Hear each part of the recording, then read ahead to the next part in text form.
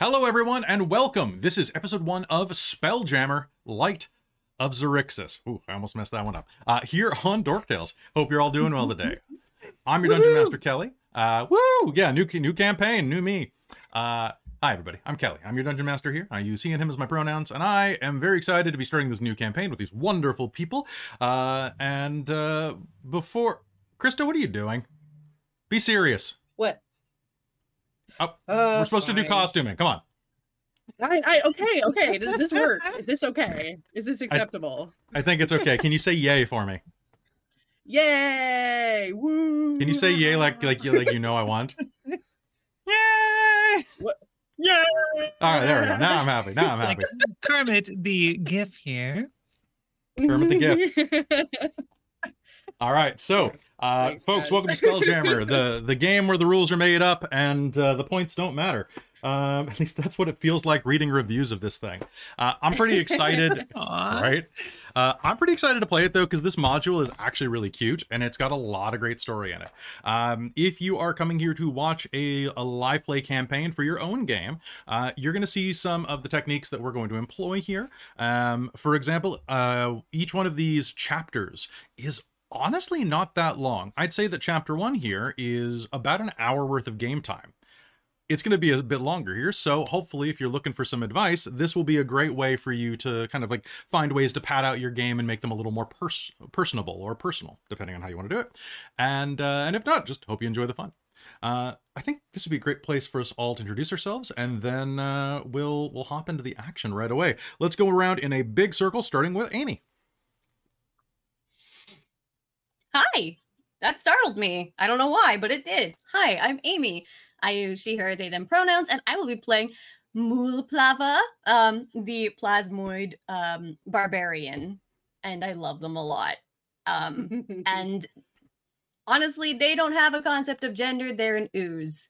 So, but if they are in multiple pieces, because that's a thing they can do, they definitely prefer they, them. They could date themselves. No, they just create little pseudopod things. Oh, fair. Yeah, that's how it works. I can't wait for people to argue in the comments about how ooze has a gender. Yeah. I mean, maybe it does. Fuck YouTube. It doesn't want humanoids. Clearly, the ooze is a male persona. You can tell because of the line. Never mind. A goosona, which is different than a goosona. Yes. Yes, it's true. It's true.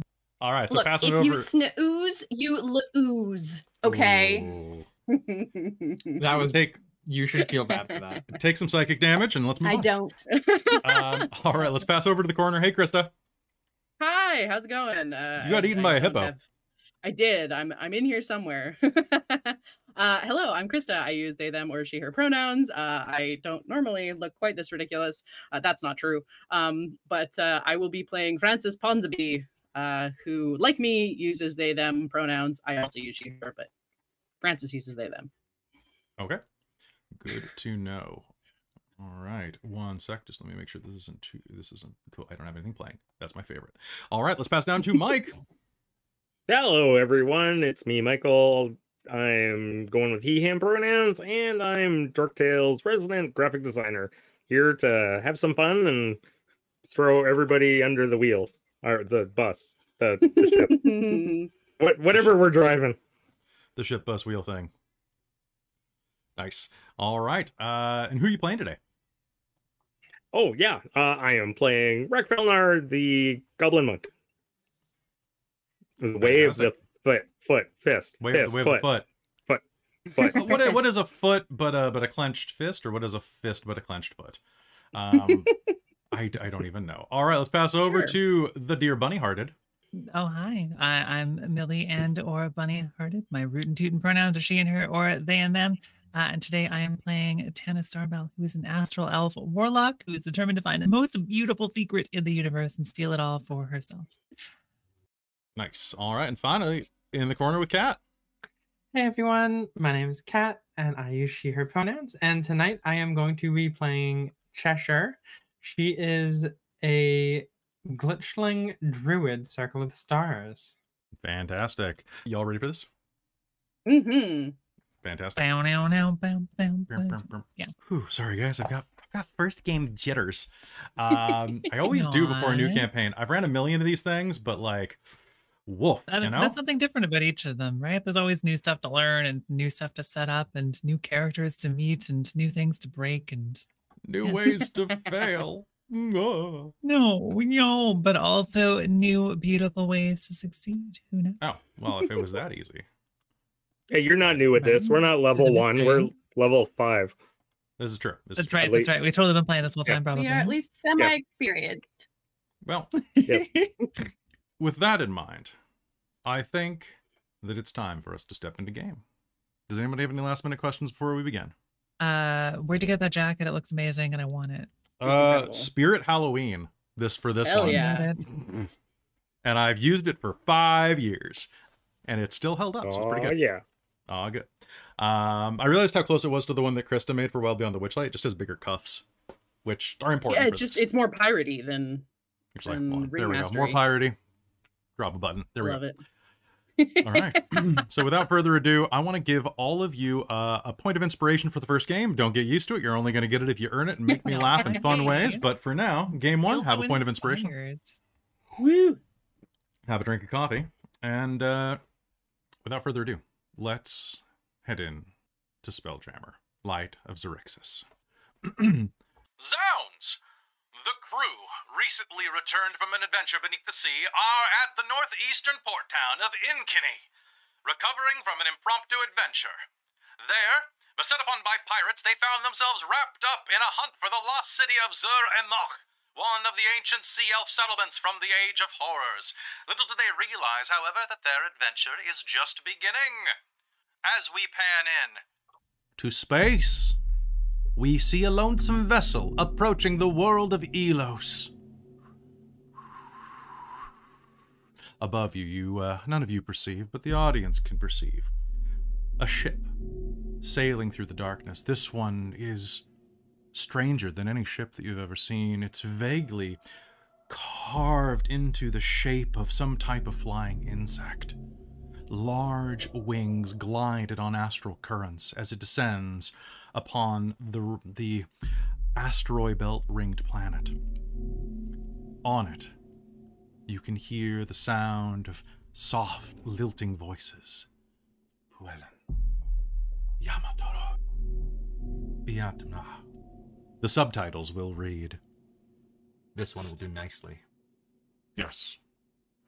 Begin deployment. As we pan down, we do a Star Wars pan. And the next thing that we see is wet stone.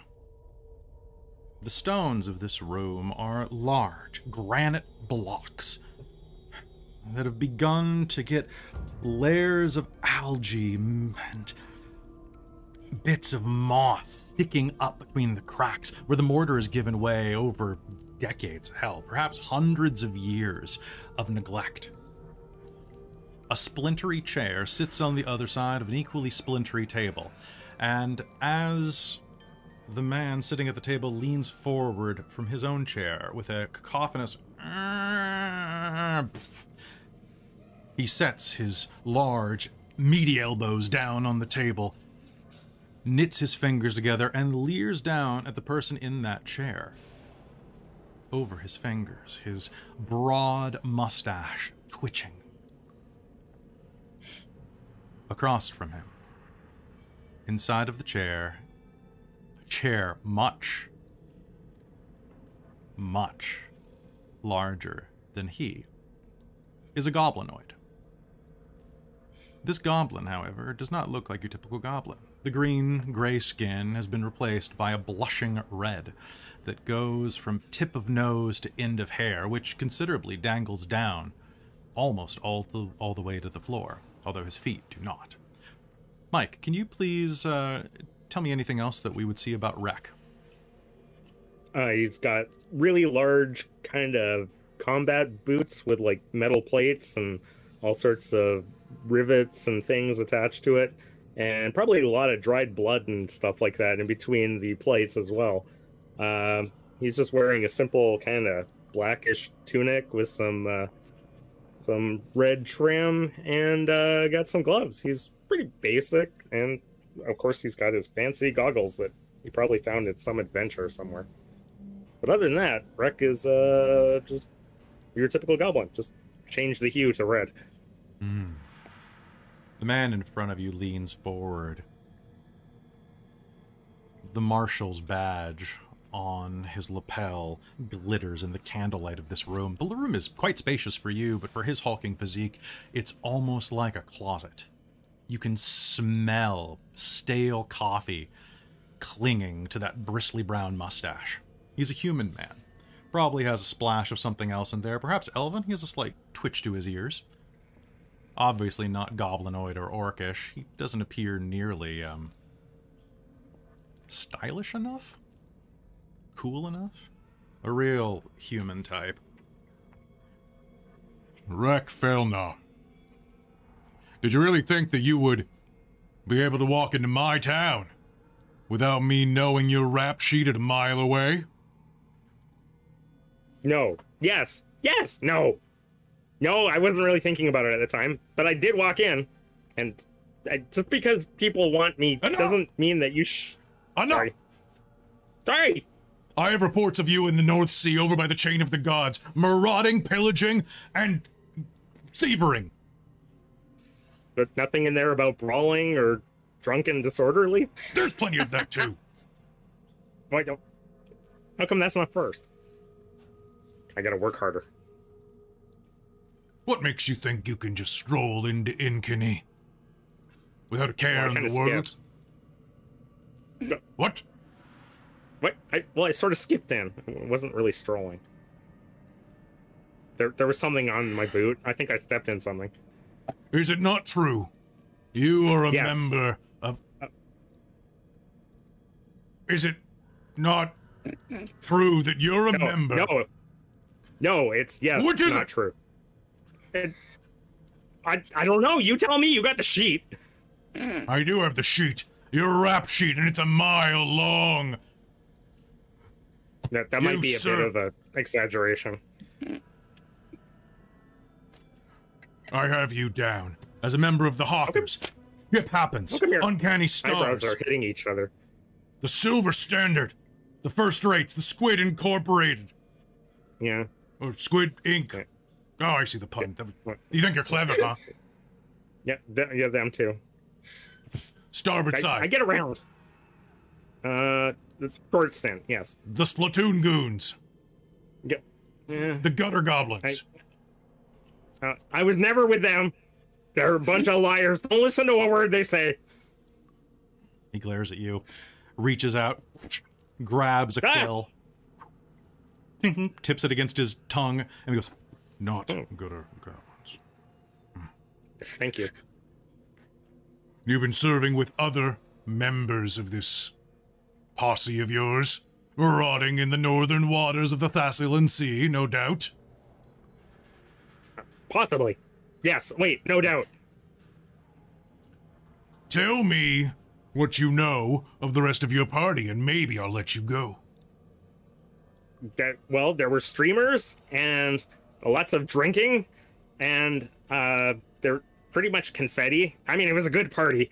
It lasted for a while. I think it was a birthday party. I'm not sure. I just kind of broke in halfway through, but they were singing, and there was lots of drinking. I don't know what else you would need to know about this party. What else? Tell me everything you know about Mulj Plava. Who? And with that, we transition. We cut across the city to a lovely, lovely vista. Now, Innkinny is a city by the sea. It's absolutely picturesque. And Mulj, you find yourself standing at an outdoor bistro. The chairs are all painted the exact same color of blue that you are. Hell, they might even be oozes. There are people milling around the streets. Innkinny is about 1,000 people in it and the surrounding area, the little fishing pockets around the cove. It's one of the most northern towns before you actually break into the Northern Sea, or if you head west toward the Broken Isles, the Chain of the Gods, once a continent that a couple of gods in the middle of a fight basically spiked into the ocean and turned into so much an archipelago of rice, basically. As you stand out there, you can see that the bistro in front of you has a sign in front of it. Tavern on the Blue. And sure enough, half of it is built out into the ocean proper, where you can see ships sailing along. Fresh fish! I've got worms! Does anyone know a cleric? And what are you doing, Mulj? And Mulj, can you please describe yourself? Mulj is about 5'2" for the most part. That's flexible, as they are. Has generally a turquoise teal, mostly translucent, flesh-like material that they are made out of, and generally keeps to a standard humanoid appearance because they know that it is less disconcerting for other humanoids if they look humanoid. Like having eyes and a nose and a mouth. Nice. So ears. So what are you doing out at this tavern? You've kind of separated from your party for a few minutes. You have plans to meet later at a place called the Hallside Bar. Generally speaking, they are people watching. So why don't you go ahead and make me a perception roll to see what you see? Ooh. I'm gonna roll my dork tails d20. Do it. You finally have it. Let's do it. Yeah. Okay. Well, it's not a good roll. It does You okay. said perception, right? That's a total of 9. Okay, so looking around, you can see that there are a number of people sitting outside enjoying their meal. There are quite a few specials, it looks like. There's a frittata and herbs. It's brunch time right now, just before noon. Bacon and owlbear eggs.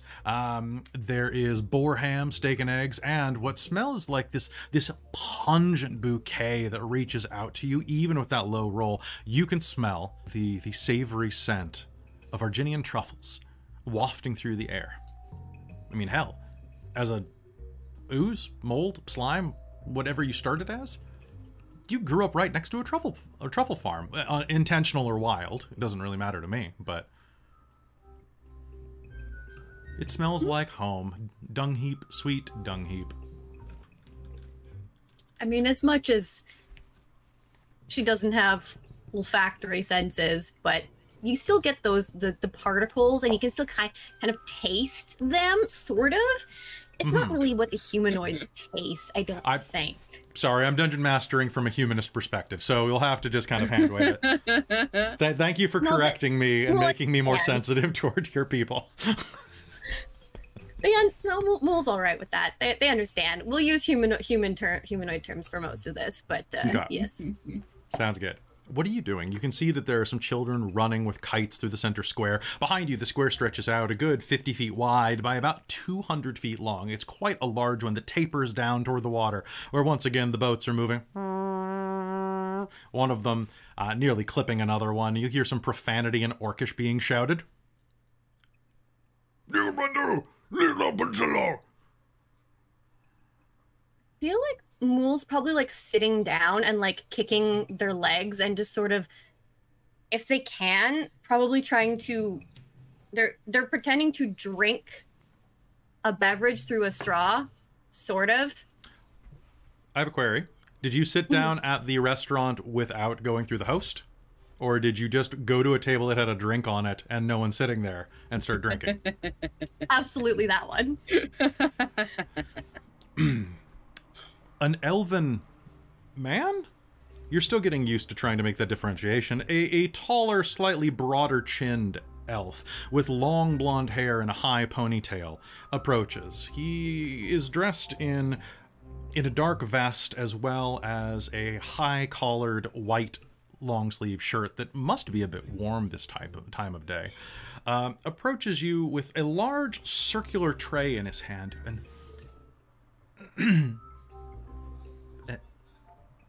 excuse me, miss?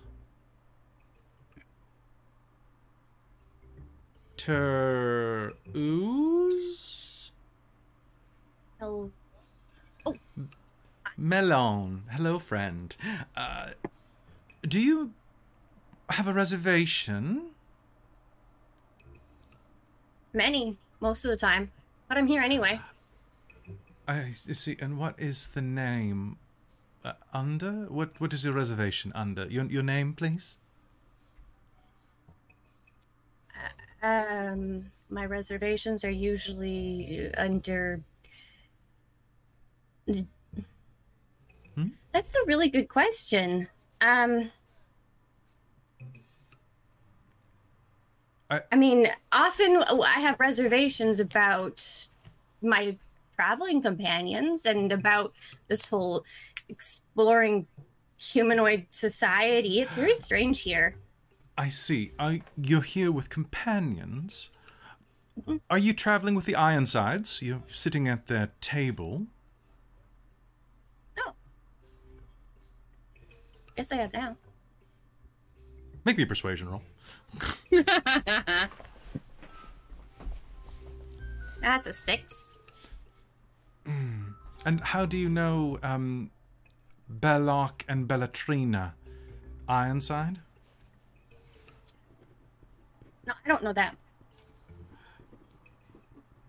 I see. In that case, if I may, your table is soon to be occupied by paying customers who have reserved this space. Oh, well, more company's fantastic.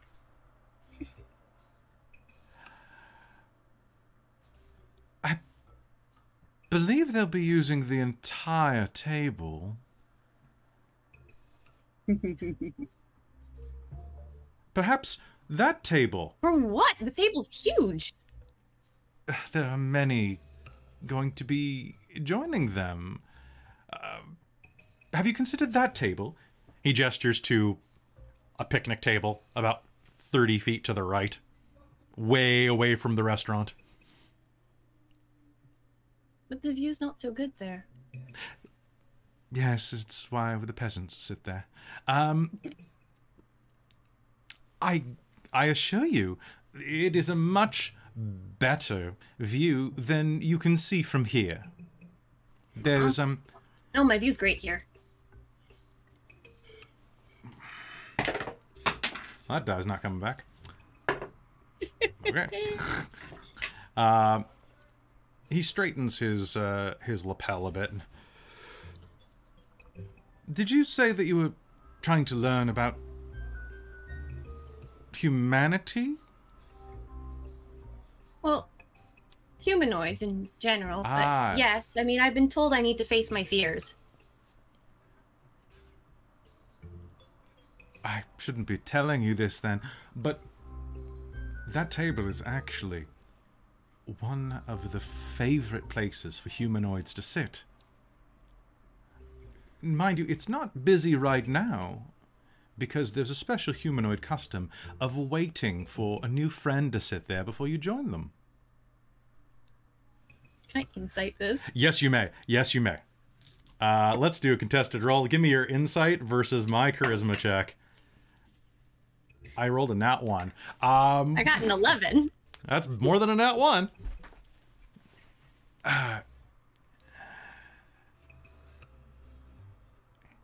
Please leave. You're not paying. This is for paying customers, and you're drinking the Schadenfraude's leavings. I believe she spit in that cup.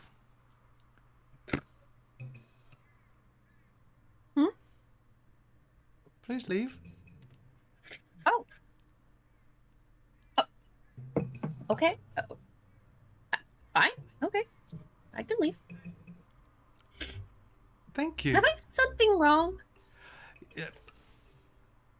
Normally the procedure would be to check in with the young lady over there behind that pulpit box, who would then lead you to a table in accordance with your needs.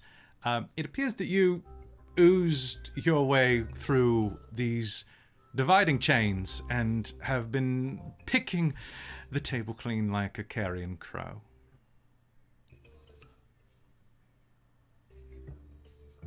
And one moment, please. You'll hear a... "Brr. I resemble that remark." Over your shoulder, a kenku, a crow person, will narrow their eyes. I'm in no offense, Mrs. Juniper. I'm Please not leave. sure I like the hospitality of this place. Nor do I. Do you want to go sit at the bench? The kenku will nod savagely and stand up, adjusting. You can see that the kenku beneath the neck is wearing a large frilled yellow sundress.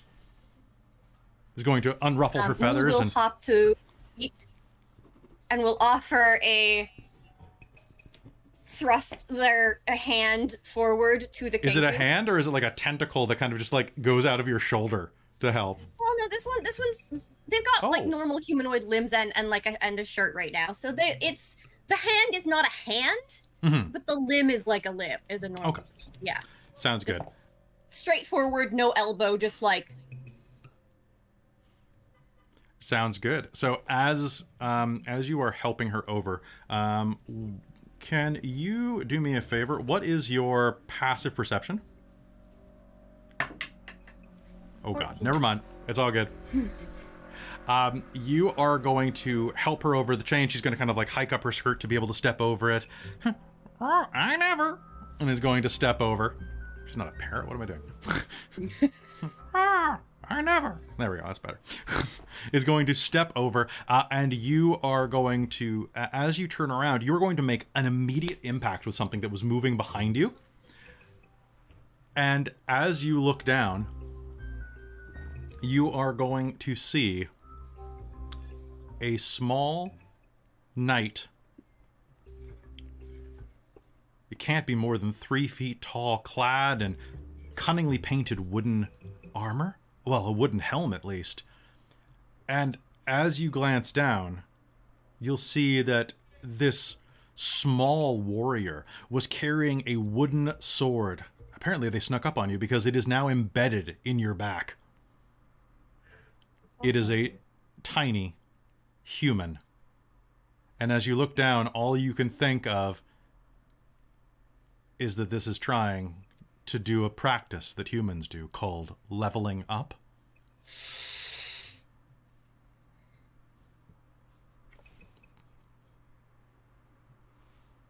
humans. Mulj would like to remove the wooden sword from where it has suctioned into their back. It comes out without a problem, giving a tiny bit of like sludge behind that's going to kind of go and try to like reform with you.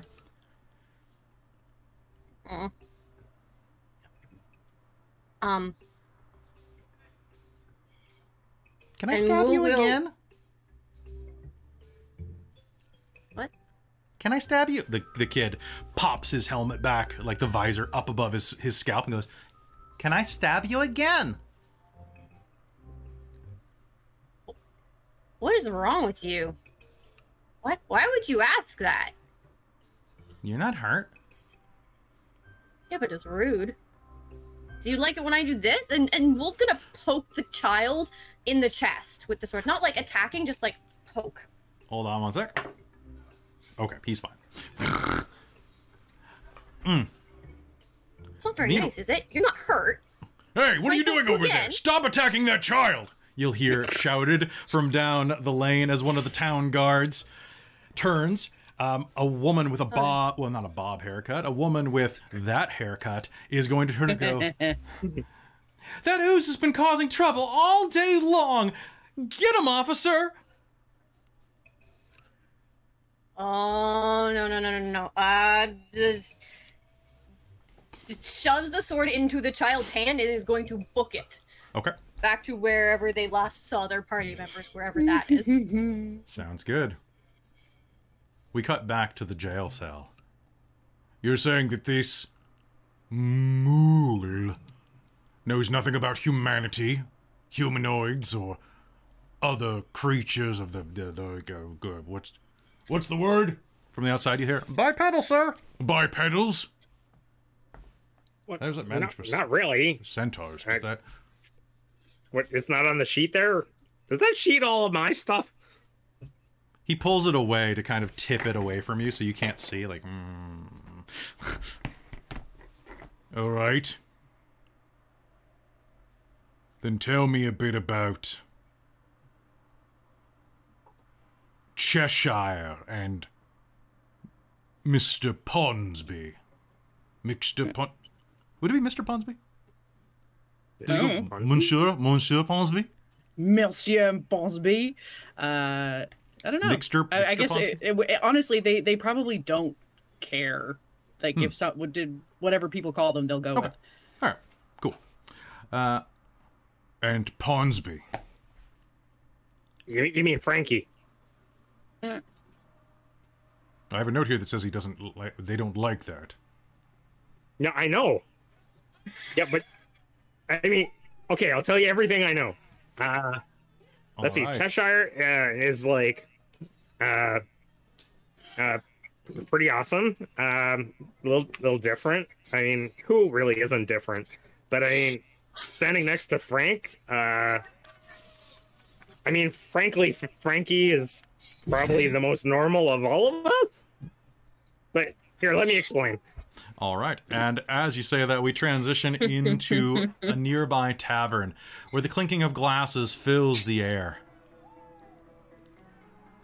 And then something else transpires. Cheshire, what are you doing? Please describe yourself and where you are in the establishment. So, Cheshire is about 5'5". She, for the most part, looks human, other than a few key aspects of her. Obviously, she has wings, and she has iridescent pink eyes. And her skin, it looks like skin, but is clearly fake.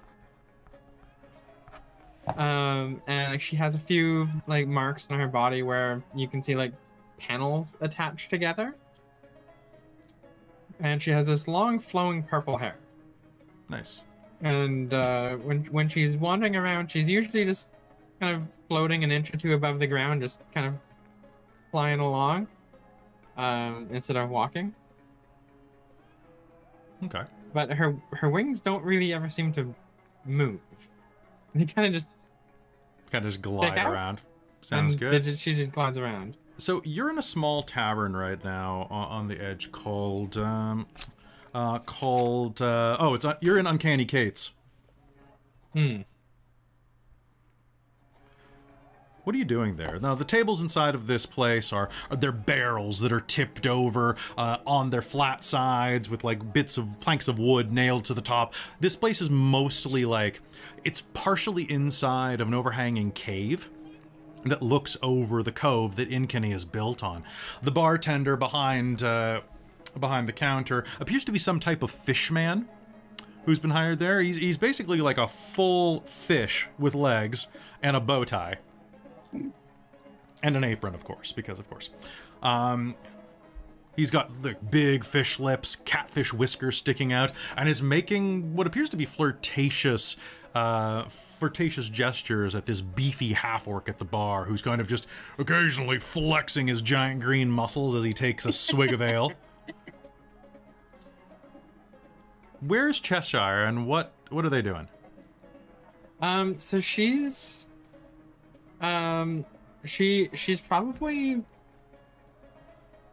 like right up in like the biggest group that she can find. She likes to be around people a lot because she's continually trying to grow her personality.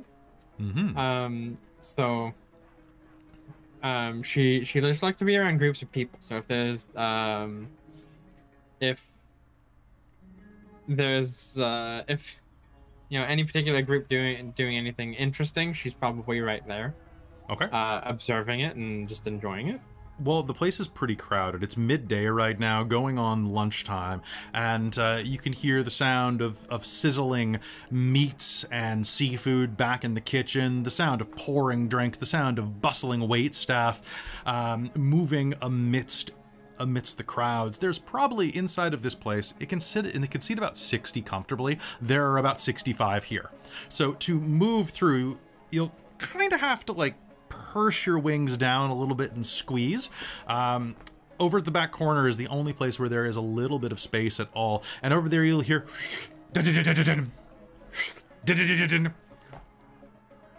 as it looks like over by the dartboard someone's playing a game of knife toss. She's probably gonna go wander over there. All right, test your metal, test your metal. I'm the best thrower of knives in this here county, says a rather toothless little gnome with 3 braids jutting out of his quite surprisingly, like, bulbous chin. Like, he's definitely kind of one of these, like, he looks kind of like a tiny Kirk Douglas. I'm the best knife thrower in this here county. Come on. I can take all of you. I can take you. I can take you. Who's got takers? I've got a silver on the line. Cheshire's gonna wander up and be like, "Oh, can I try?" Aye, pretty lady, I suppose you can. Now, what might you be? Some kind of automaton? You know, I'm not entirely sure.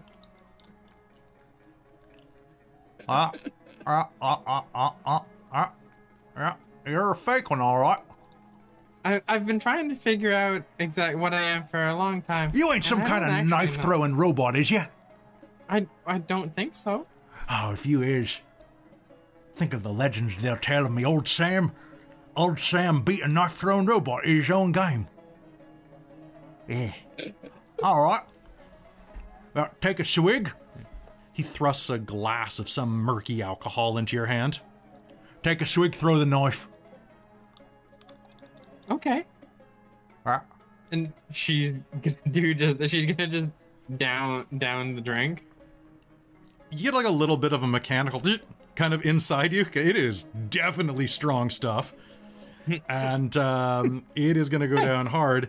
And he's gonna hand you this kind of like weathered, it kind of looks like a folding steak knife more than an actual throwing knife. But as he hands it to you, it goes and clicks into place when it folds out against the ivory handle. Pardon me, not ivory. Now that you handle it in your hand, you can definitely see that this is whalebone. Give it a throw, give it a throw. I'll throw one too. Ready? On the count of 3. Oh, you can count, right?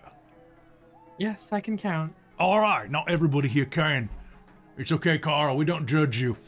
Nearby, a dwarf starts crying into a pint. I never learned. We don't judge Carl. Oh, no, wait. All right, so you throw it, you're trying to hit the center bit there. Do you need a test run to balance her out? And I think I will be fine. Excellent, excellent. All right, let's do it. Best of 3. Ready? 1, 2, 3. And he's gonna throw. Go ahead and give me a d20 roll, and you can use your dexterity for this. Add your proficiency bonus, because I think everybody's proficient with daggers, so... Yeah. Alright, so with proficiency, 15, 16, 18, 19, dirty 20. Dirty 20, alright.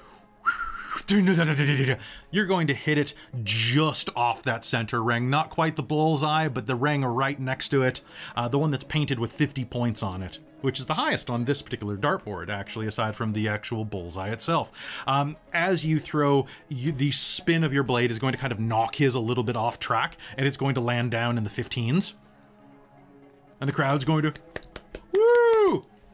Yeah, that's one good robot! Ah, lucky show, lucky show, lucky show. I've got this. He walks up, looks up at it. It takes 3 steps to the right down the lane of throwing, grabs a stool and drags it over, climbs up it meticulously. Wiki, wiki, wiki, wiki. Takes the knives back, drags the stool out of the way. walks back and hands you a knife. Right, best of 3. All right, ready. 1, 2, 3. That dice ain't coming back either, Kelly. What are you doing? 14. Okay. This one is actually going to bank your knife a bit. You're going to head over, end up with 30 points, and he is going to land on the 40-point slot. You're still up on points, but your knife is kind of dangling from where it slammed into the cork, and it's kind of just swaying back and forth. In a second, it's going to fall. She's gonna float forward and retrieve it. She'll retrieve both. Oh, thank you kindly. All right, this one's for all the silver. We've got 2 pieces of silver on the line there. Would you like to raise your bet? Or are you just happy with the one? I'll put the 3 silver down. Oh, 3 silver. Now, little lady, are you sure you can stand to lose that much? I'm okay. All right, 3 silver it is, if I ain't old Sam. I'm a kind sort. I'll be nice to you when I take your money. And he's going to huck his blade at the wall.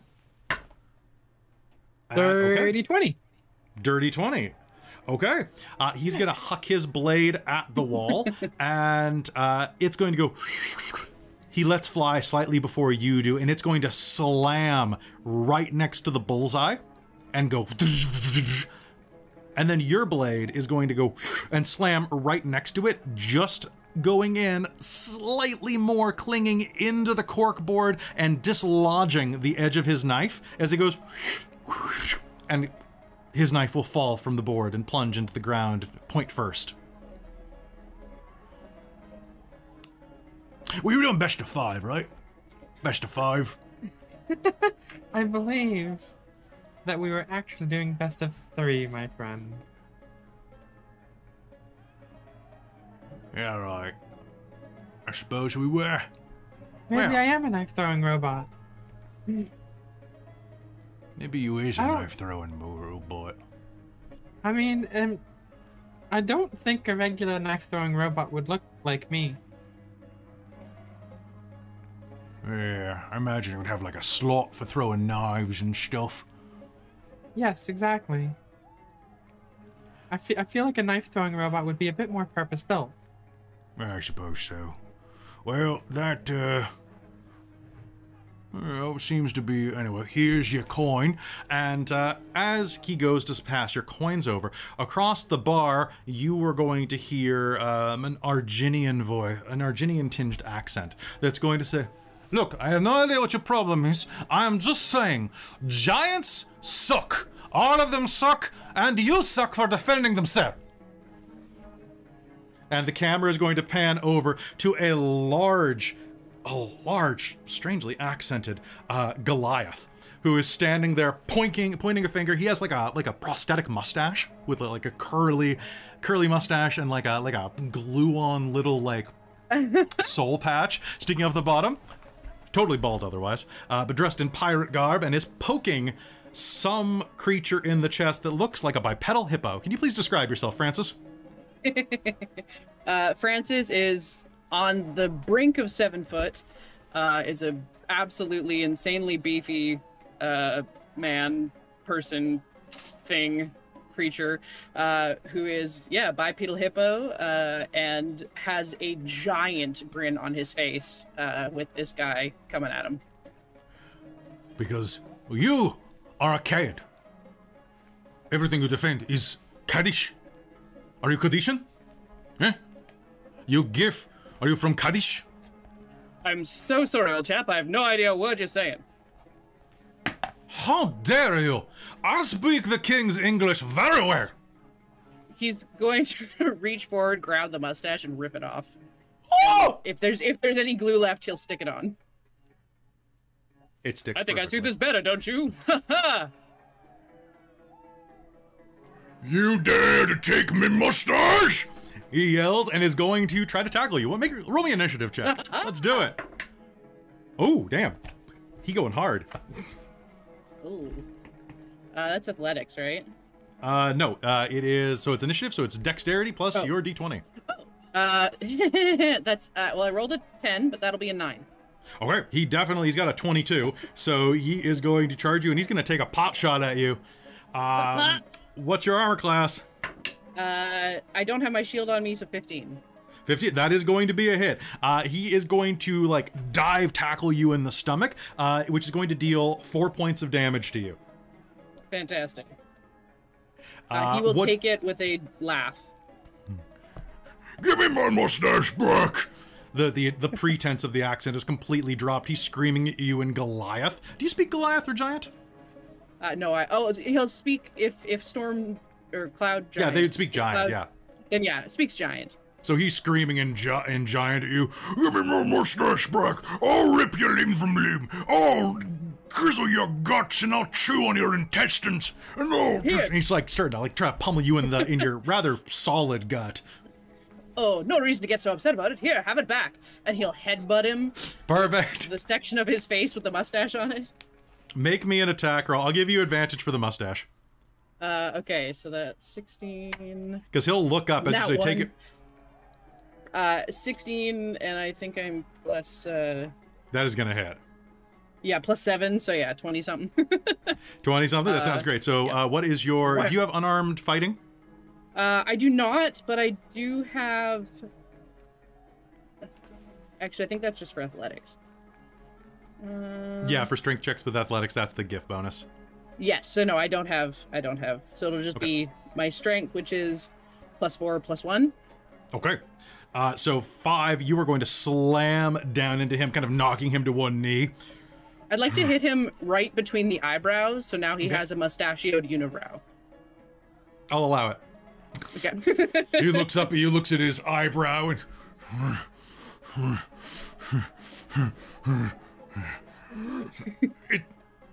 It's stuck. Why is it stuck? He's gonna take his round to try to remove it with sleight of hand, and it's not gonna be able to. It is stuck to his forehead. He's trying to pull this unibrow off. There's a little bit of blood from where you cracked the skin of his stony forehead, kind of dribbling down. What do you do? Well, I mean, you have your thing back, but no reason to stop fighting, eh? And he'll go for a gut shot. All right, so go ahead and make me that attack roll. This is 19. That is going to be a hit. Now, you are upstairs in this establishment. There's like 2 levels, and upstairs is where a lot of the hard drinking and hard fighting and hard fooling people tend to be. As you are going to hit him, though, you're going to hit him with such force that I need to make a strength save. 1 sec. I'm going to re-roll that because that was a 1 and rolled over. Okay, cool. So there is going to be an awful noise as you... How are you hitting him? Just like uppercut to the gut. Uppercut to the gut. Okay, uppercut to the gut is going to be enough that he is going to sail back over and is going to land ass first down on the railing of the 2nd floor, kind of wobbling back and forth, kind of going, whoa, whoa, whoa, trying to keep himself up. He's a little inebriated and is going to try to save himself on his turn with a dex save. That is with disadvantage. That is a 4. So he's going to kind of like try to fly and is going to go slip backwards. And as he falls down to the 1st floor, Cheshire, can you please do me a favor and make me a dex save? Yes, of course. Oh, God. Oh, God. Oh, no. I'm sorry, Kat. I didn't mean to kill you. Dex save, that's going to be a 10. That's not going to be enough. All right, so Sam got a 6. So, you know what? It's all good. So 20 feet up, you are going to take 5 points of bludgeoning damage, and so is Sam, as this 6.5 foot tall, massive Goliath with a paste-on mustache is going to go and topple over the railing, slamming you both into the ground. But that is not all that is going to happen as you slam into the ground. What happens is where there were quite a number of accoutrements nearby, as well as some of Sam's equipment and some of like the things that were being thrown earlier. And as you slam into the ground, the Goliath slams on top of you, there is a footing, as half a dozen throwing knives fly directly up into the air. And what we're going to do is I need you to do me a favor. Pick a number between 1 and 6. 4. You absolute gremlins. Okay. Okay. So there is going to be a sharp pain as you hit the floor. Are you face up or face down? Face up. Face up. You're gonna go thwomp, and you're gonna see, whoosh, and one of the daggers is gonna go right into the palm of your hand, kind of pinning you to the floor. Sam is gonna take one right in the ass, and the Goliath is gonna take 4 to the chest. Ow! And Oh no. the tavern Land goes on me. What do you do, Francis? Oh, well, that wasn't supposed to happen. Francis, make me a dex save. Oh no. With disadvantage You mean because it's too good. with my -1 and you're giving me disadvantage? Yeah. Can I use my inspiration to I wouldn't. negate it? No, I okay. wouldn't for this one. I'll give that to you for free. Fine. 7 minus 1 is 6. Okay, my God. so you lean over the railing at this Goliath who's like he's like plugged up with 4 daggers. I Yep. think he's dead! And then suddenly you'll hear as he coughs about a liter of blood 20 feet into the air directly into your face. What? I'm okay! The tavern just explodes with cheers. And someone's gonna thrust a drink into Cheshire's good hand and into both of Francis's hands. Oh, well, chin up down there, old chap. He'll cast healing word on the Goliath. All right. Thank you, Francis. I didn't know I needed this today. And she's gonna put a drink down, pull the knife out, and then sit up and down the drink. All right. With that, we transition back into that cell. So fighters, are they?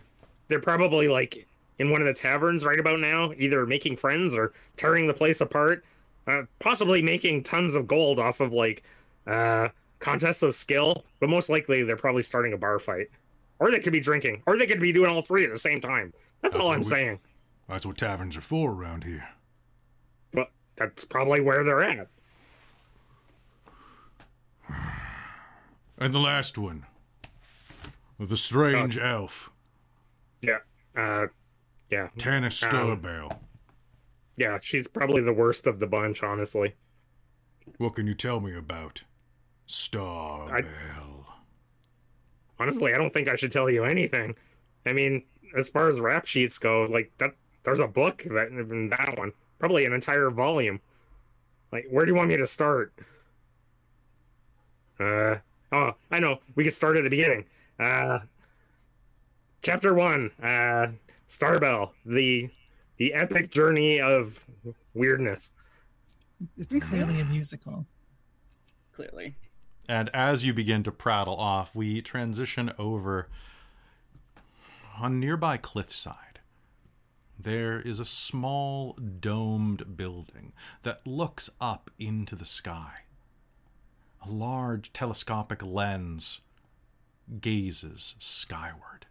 On the other side, at the top lens, the wide lens facing the sky, the camera will pan around, showing a blinking eye looking through it, and you'll hear the sound of a lilting dwarven voice. Ah, so you see, if you look up through there, right now we've got it pointed directly at the star of the Great Worm. It's red even during the day. It's just so beautiful. All right, well, take a look Can I yourself. see it?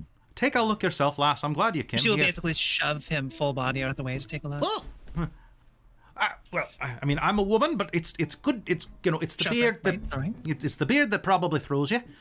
Not everyone, especially you elves, aren't used to really coming across It's true. Sorry. strapping dwarven lasses. Strapping. She's It's very the pretty. she's the equivalent of like a 60-year-old schoolmarm that gets knocked over. Iron streaked blonde hair pulled up in a tight bun, a well braided beard that kind of almost looks like rose, kind of dangling off her That chin. sounds really cute. and a pair of half-moon spectacles, because they all have that. Her name is Stargazer. I had it right before you knocked her over. She forgot her own name. Stargazer Philippa. Name? Philippa Ironside, actually. They're very popular around here. You are going to knock her over, and you are in the center of the Weather Watch station, over next to the lighthouse. The lighthouse, of course, being down on the rocks some 300 feet to the south and out into the ocean, significant ways, only accessible by rowboat. But here you are, looking up into the skies above, which are beginning to cloud over a bit. There's a chance of rain today. What are you doing? What are you looking through? And please, describe yourself, Tana. Sure. So Tana is, I think, about 6'2". She has black hair with a hint of blue. She looks very much like a suspiciously sparkly elf. And sort of staring up at the stars, sighing wistfully, looking like she's on the verge of singing a Disney song about how she could just step through the telescope to dance among them at any moment. And is also just completely covered in notes and star charts and pure, absolutely disorganized mayhem all over the place around here. She has made a complete wreck of this office, and I feel very, very sorry for Stargazer Philippa to have to deal with her. So, you're a strange kind of elf, if you don't mind me saying. It's because I'm from out there. She sighs wistfully. You mean Innkinny? I ain't never seen you in Innkinny. Sure. What do you mean out there? From the stars, but literally. Well, perhaps my teacher back in Stargazing Academy used to tell me that we were all from the stars. We were all made of the fibers and molecules that swirl in the cosmos. That we're all stardust in the end. But I don't think Such a beautiful idea. But you're not being quite so literal, are you? Or quite so metaphorical? Which one is it? No. When you say you're from out there... I knew the elves came from somewhere beyond here. Not us dwarves. We're native to Ilott. Built in the far north itself by the cold itself. I've never visited. I really want to. I hope I get the chance in season. I wouldn't. It's still pretty hostile. Maybe by skyship is probably the best way to take a tour. Oh, what's a little hostility between friends? Hostility. You self-defined it. Right, I suppose that's fair enough. It's a bit confusing at times, language. But well, you've got it for 15 minutes, and then I've got to pass it along to the next one on the line. Actually, you're lucky that you managed to sign up for it in time, given the things that have been happening recently, you know. And true enough, it was very difficult to get your way in here, and took not an inconsiderable amount of persuasion, perhaps bribing, to get yourself on the list here. For your adventures have taken you from the Northern Sea to this coastal community. And lately, everyone in town has been discussing a deluge of falling stars that have lit up the evening sky for the past several nights. You've seen them. You've seen the lights dance and streak across the horizon, across the blackness, covering the twin moons of Ilott in shimmering dust. Now, a lot are saying that these are celestial events as omens of impending disaster, but others believe that maybe it's the precursor to the gods descending from the heavens to walk the land again. No one's quite sure, but this is definitely up your alley. Tana, what are you looking for here? What are you trying to gather out of this? She wants to see where they're coming from. And she would absolutely bribe her way in here, or fight someone, possibly throw someone off a bridge. So, as you're looking up here, what are you trying to gather from, like, looking up at the sky? Like, what about this is really gripping you? I guess what's really gripping her is that there are beautiful patterns in the sky and something is changing. If stars are falling, if things are falling down from above, then something is different. And she's been staring at the sky for a while, so she wants to see what's changed. Go ahead and make me, you can make me one of two, quite a few different rolls would work on this one. I'm going to say, you can either roll me Arcana, Religion, or History. Sure. Depending on what you're looking for. I feel Arcana is probably the most applicable one. Okay. Oh, and I rolled kind of mediocre, but I have proficiency in it, so I have a 15. Well, you can see right now, from what you understand of Ilot's history, the glass is focused at the star of the Great Worm right now. It's a symbolic star that represents the ascension of the grandest of the dragons, the Great Red Worm. It's simultaneously, it can be seen during the day at all times, and has been visible as long as star charts in this region have been written. It itself is nothing really to write home about. It's a sign for the less scrupulous and evil to worship. Many draconics and dragon types worship the star, of course. However, looking directly overhead, you are going to see that the constellation behind it that this can pick up is going to be the constellation that forms into Icarus, or at least the symbol of Icarus, the god of chivalry, glimmers overhead. His constellation shaped roughly like a helm with wings jutting off the side of it. I think it's time to sketch that furiously because it sounds amazing. And as you are looking up, you're going to be able to see a few streaks jut past your vision in the sky. What's wrong? What do you see? Anything good? Oh, something just came across the lens. Can you do me a favor? If you can adjust this in time, you might be able to follow its trajectory. Sure, let's try it. What I'd like you to make me is this is a rough one, but I'll say a dexterity plus Arcana roll. Oh wow, okay. So is this like Arcana with a dex modifier? Yep, it's Arcana with dex instead of int. Gosh, I rolled great. So I have a 25. A 25? So you are going to like lean back on this, start pulling gears and levers. Whoa! Hold on one sec. I need to make a save for her. There is going to be a clatter as the telescope swoops to the right on these old brass gears, and "Oh, my lanta!" she says, and dives underneath it instead of losing her head. And you are going to trace the course of the shooting star, and you're going to see that it splashes into the water of the ocean, not 500, 600 feet off the coast in the cove. The water around it sizzles and like a geyser erupts for just a moment. And then it's like nothing ever happened.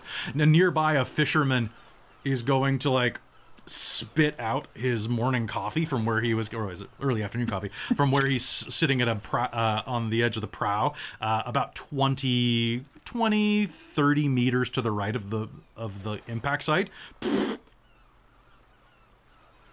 He looks up, locks eyes with you through the lens, and is going to cover himself because he's drinking his coffee naked in the middle of the afternoon. Of course, as is tradition. That's how everyone drinks their coffee.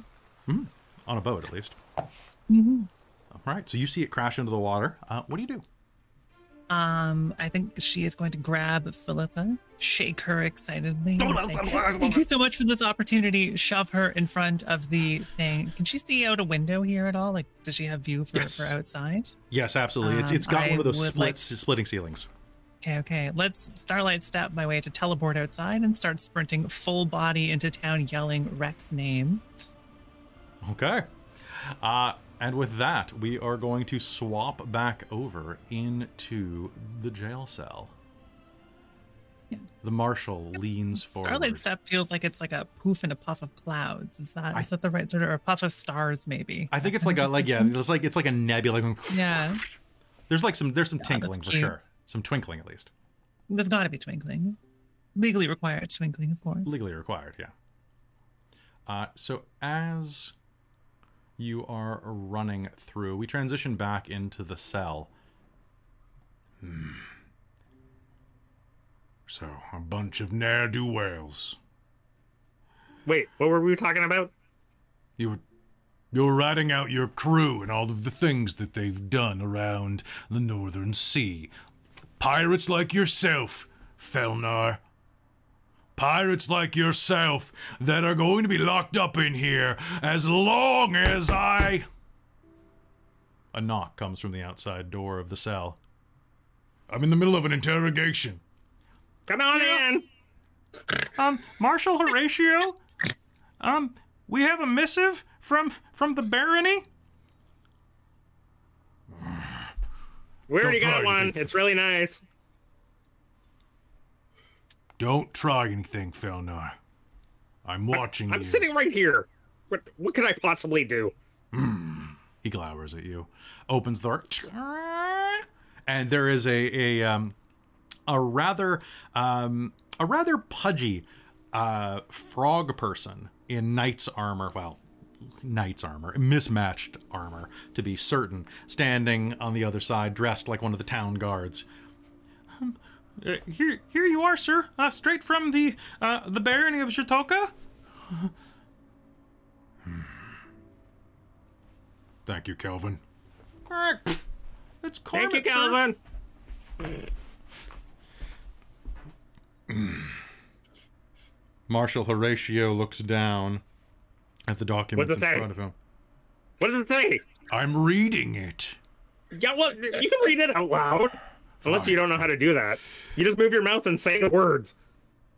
Not difficult. I'll give it a try. Alright, who it may concern at the town of Innkinny. Louder.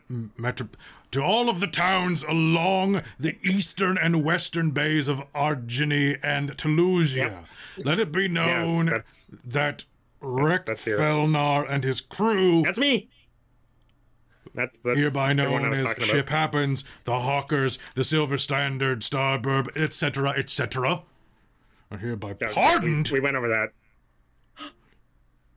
for their good works in reclamation of lost artifacts to the Triton Nation. See, I told you we were wanted. Did you read the entire list? Did you read the stuff on the back? You didn't read the stuff on the back, did you? Look, we're quite popular all over the place. So, I'm free to go? This time I can see myself out. Oh, and I'll be watching you. He leans That's behind fine. him and goes, You can pick up your things at the front. I still have all my things. I don't have things on me. Why would I want things? Wait. Can I borrow that rap sheet? I could use that. I can get you copies of your wanted poster, sir. you hear from the hallway. Oh, yes, I want that. Thank you, Calvin. It's Corso. Wait, no, it's not. It's Cormit. Cormit Corso. Oh well, it's been pleasant. I gotta go. The rest of my crew's probably like up to shenanigans or ne'er-do-well. Make sure they're not. Or else I'll make sure the sky falls down on you, Felnar. Yeah, that's happened before. And it'll happen again. I mean, I was a little bruised, but that's fine. I came through it. Okay, well, I'll see you next time. Should we just make this a weekly session, or? Do you need to find the door, or should I throw you through it? No, Frankie usually is the one that's throwing me around. I'll go find them. I'll talk to you later. Sir, here are your wanted posters. As you wander out into the central hub of the guard room, there will be a small, about a centimeter thick stack of paper. I collected all the local ones. The frog desk sergeant will hand to you. Oh, thank you. Oh, full color. Oh, glossy. Yeah, we try. Well, I hope you have a wonderful day, and sorry for the inconvenience of locking you up, and no, it wasn't an inconvenience. Oh, I'm used to it, really. Yeah, I hear you're used to it. Yeah. Well, can you sign this? I collect. And he'll pass you one of the wanted posters. Oh, that's not even one of the good ones. Hang on. Let's flip through the sheets and find a really nice one. Oh, here, this one's like kind of a two-tone. It's it really brings out the colors in my everything. Here, you got a pen or something? Yes, sir. Here. Oh, thank you. Who should I write this out to? To Kelvin? If you like, I mean, it's Cormit Corso. Kelvin, your biggest fan. WF. Okay, perfect. So I'll just see my way out. Thank you. Have Here you a go. wonderful day, sir. And as you head outside of the guard hall, you are going to hear the sound of the fishing village erupting around you, the smells of the ocean, the brine, the fresh fish being called out, and you'll hear, as soon as the door shuts behind you, not a moment of peace, for your name is being called to you as Tana runs up. Correct. I'm gonna basically full body grab you and start spinning you in a circle. Ah! Something fell from the stars into the water. We're all gonna die. I need to steal it. Things are falling from the stars again? Yeah, I saw it.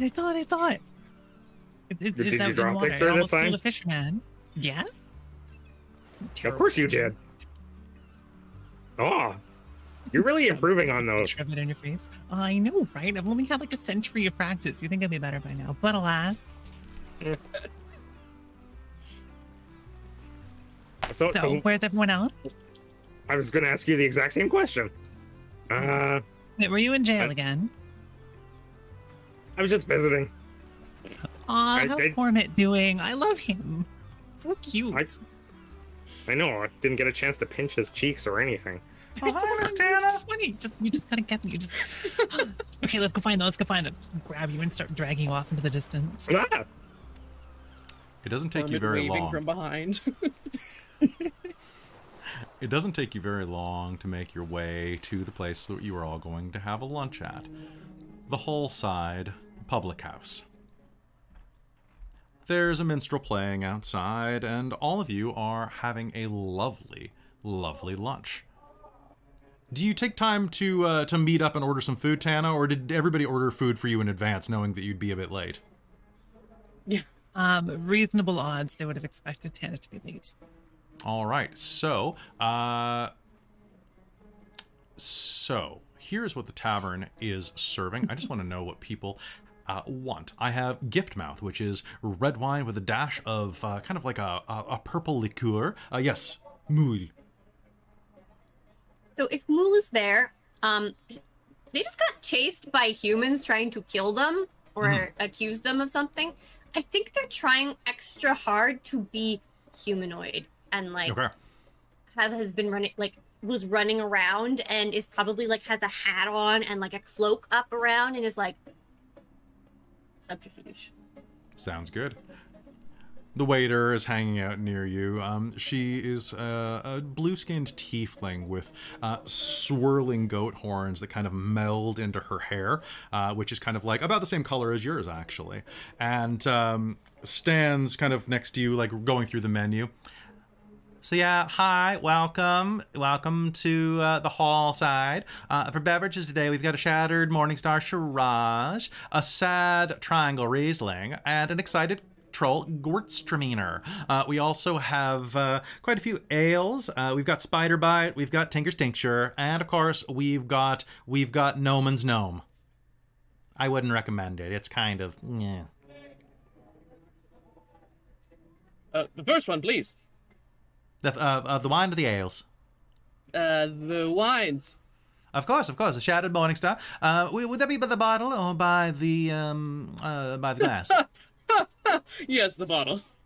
All right, that'll be 4 gold pieces, 5 silver for that. Dig around. Let's see. And as for the food menu, as you can see here, we have deep-fried potato wedges, deep-fried chicken strips, jam-packed baby artichokes, deep-fried slices of red beet, live squid, dead squid, turkey stew, romaine salad, and a blackened venison. It's not actually venison. Are the artichokes packed with jam, or are they jammed packed with something else? They're jam-packed with jam. Ah. What kind of jam? Well, it's with a jam packed with a medley of brackenberry jam, as well as sour cream and cream cheese. That's too odd for me to not order it. Of course, one for you. Yes, sounds good. All right, and for the rest of you, let's see. You said that you wanted your friend to get the blackened beef. Now we're almost out of it, so it will be the rougher cuts of that. You said that your friend is a goblin, so that should be fine. They've got sharp teeth, usually. Your friend has his teeth, does he? Last I checked. Oh, that's good. That's good. So one of those with the potatoes, and for you, lovely girl with the drawings on her. Oh, that's actually your skin. Interesting. And yes, it is actually my skin. Was that chicken strips? Yeah, I'll take the chicken strips with the potato wedges, and I'll take the same wine as Francis, actually. All right. Are you sharing the bottle or ordering a separate bottle? Francis, do you want to share the bottle? Absolutely. I can spare a glass or two. All right. Excellent. I will save you some money. share. In that case. And you with the lovely blue hair.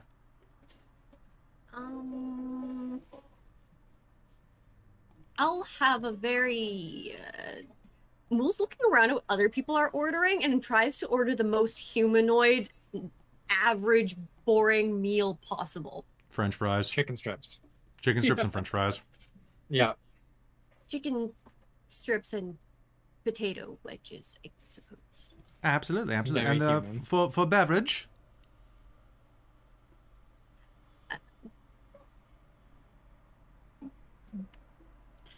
Water. Francis will lean down and go, "You should go for the ale." Ale. Ale. All right. Spider bite or Tinkster's tincture? Tinkerer's tincture. Tincture. Tinkerer's tink. The second one. The tincture. Second one. Yes. The second one. All right. Sounds good. All right. I'll have that out for you in just a moment. Yes. Thank you. Oh, catsup? No, I'm. No catsup. She narrows her eyes at you. You get the momentary feeling that you might be being judged at your humanity. The barbecue sauce. Get the Barbecue sauce. All right, then. Wanders off. Francis, what did I just order? Something very delicious. And very human. Okay. Because humans tried to... I got attacked by a mob again. That happens to people who aren't human. It's I mean, it happened to me terrifying. before. I only get What's mobs wrong that people with like starting humans? things with, but you'll have to point them out to me. I'll let them know what's what. Tell humans apart. Oh, Not fair fleshy point. and weird. They really I'm are. glad that I'm not fleshy. Poke, poke. Tink, tink. From nearby, I know, it's Mulj, one of your better features. Mulj, as you're saying that, you get this strange sensation and are going to just kind of glance over your shoulder and see that there's a human not 10 feet away from you.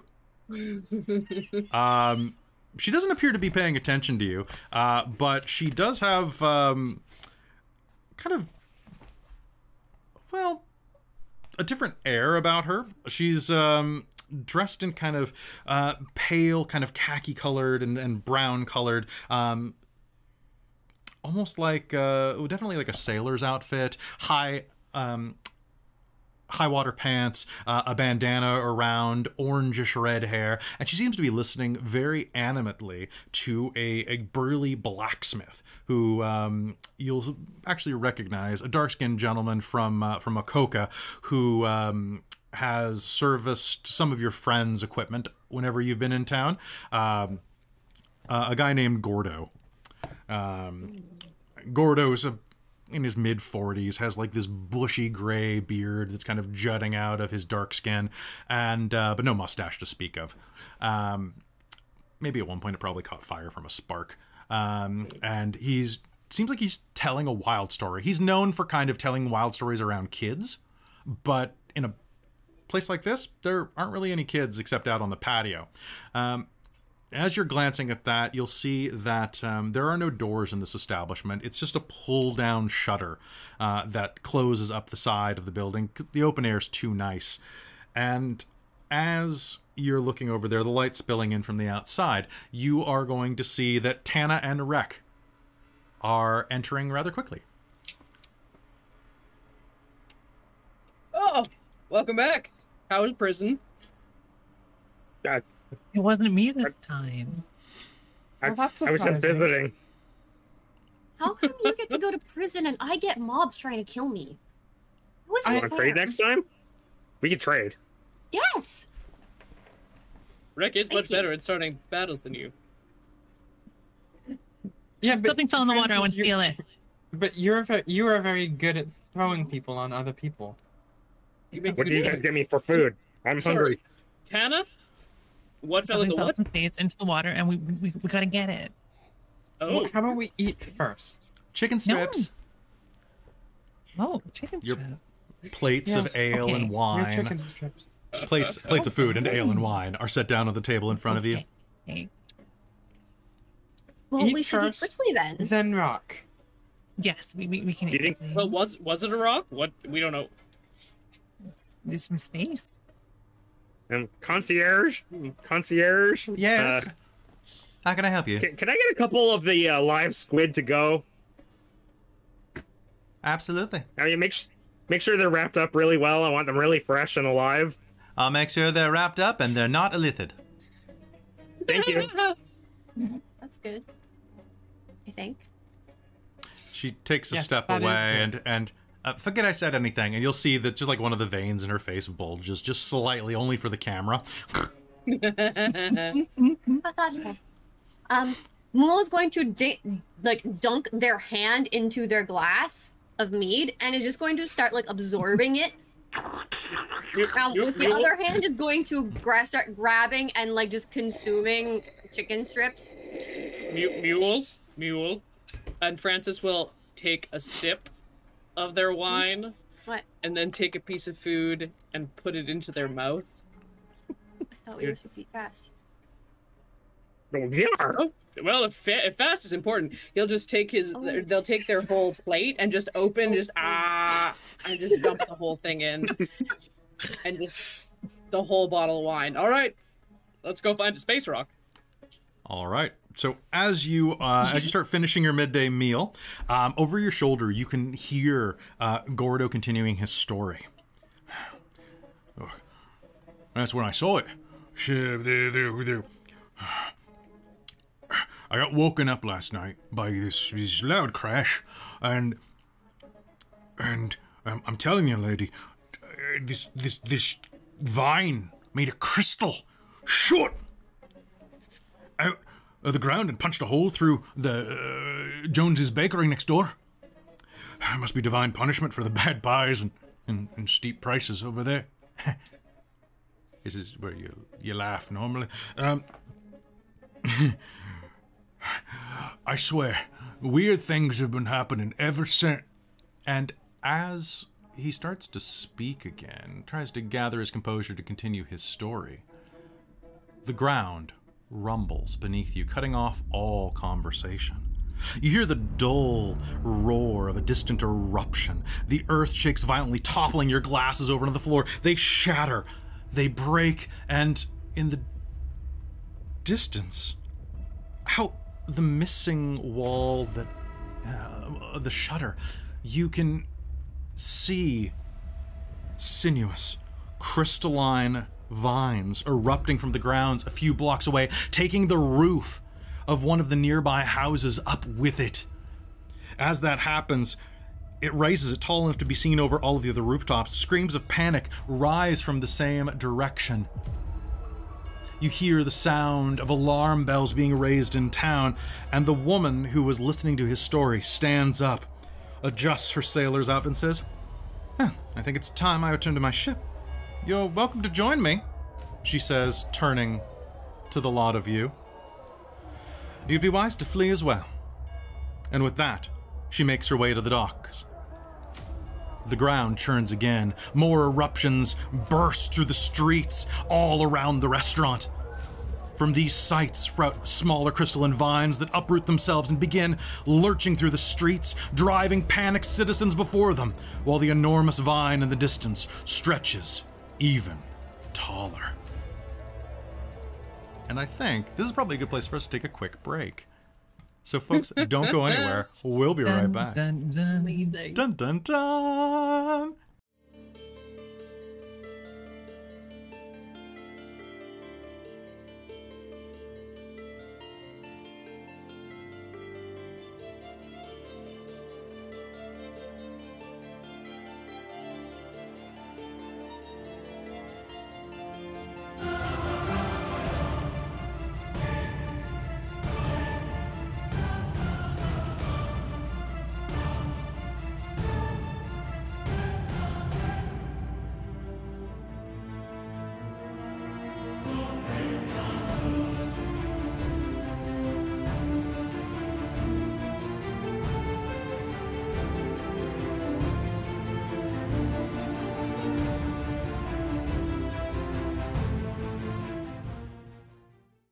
Hello everybody, we're back. This is the part of the program where we're going to talk to the chat for like 5-10 minutes.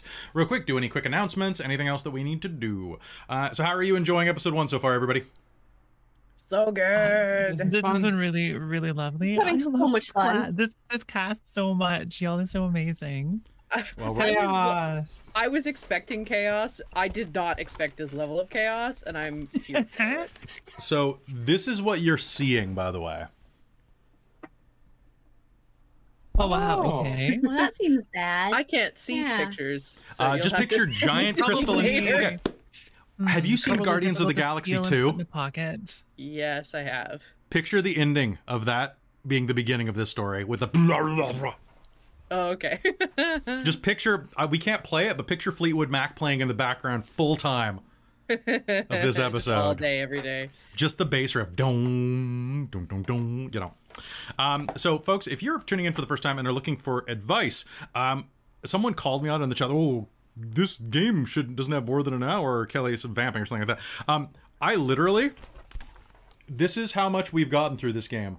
And it's because I just read the opening text. Like, that's literally all. The entire first chapter is that plus these 2 pages. That's it. Yeah. It's really, really brief, and I can see that people would have a lot of frustration with this. I think that, like, the stuff that's here is really fun. I think that a determined group that ran, like, 8-hour-day games could probably take this out in a long weekend, though.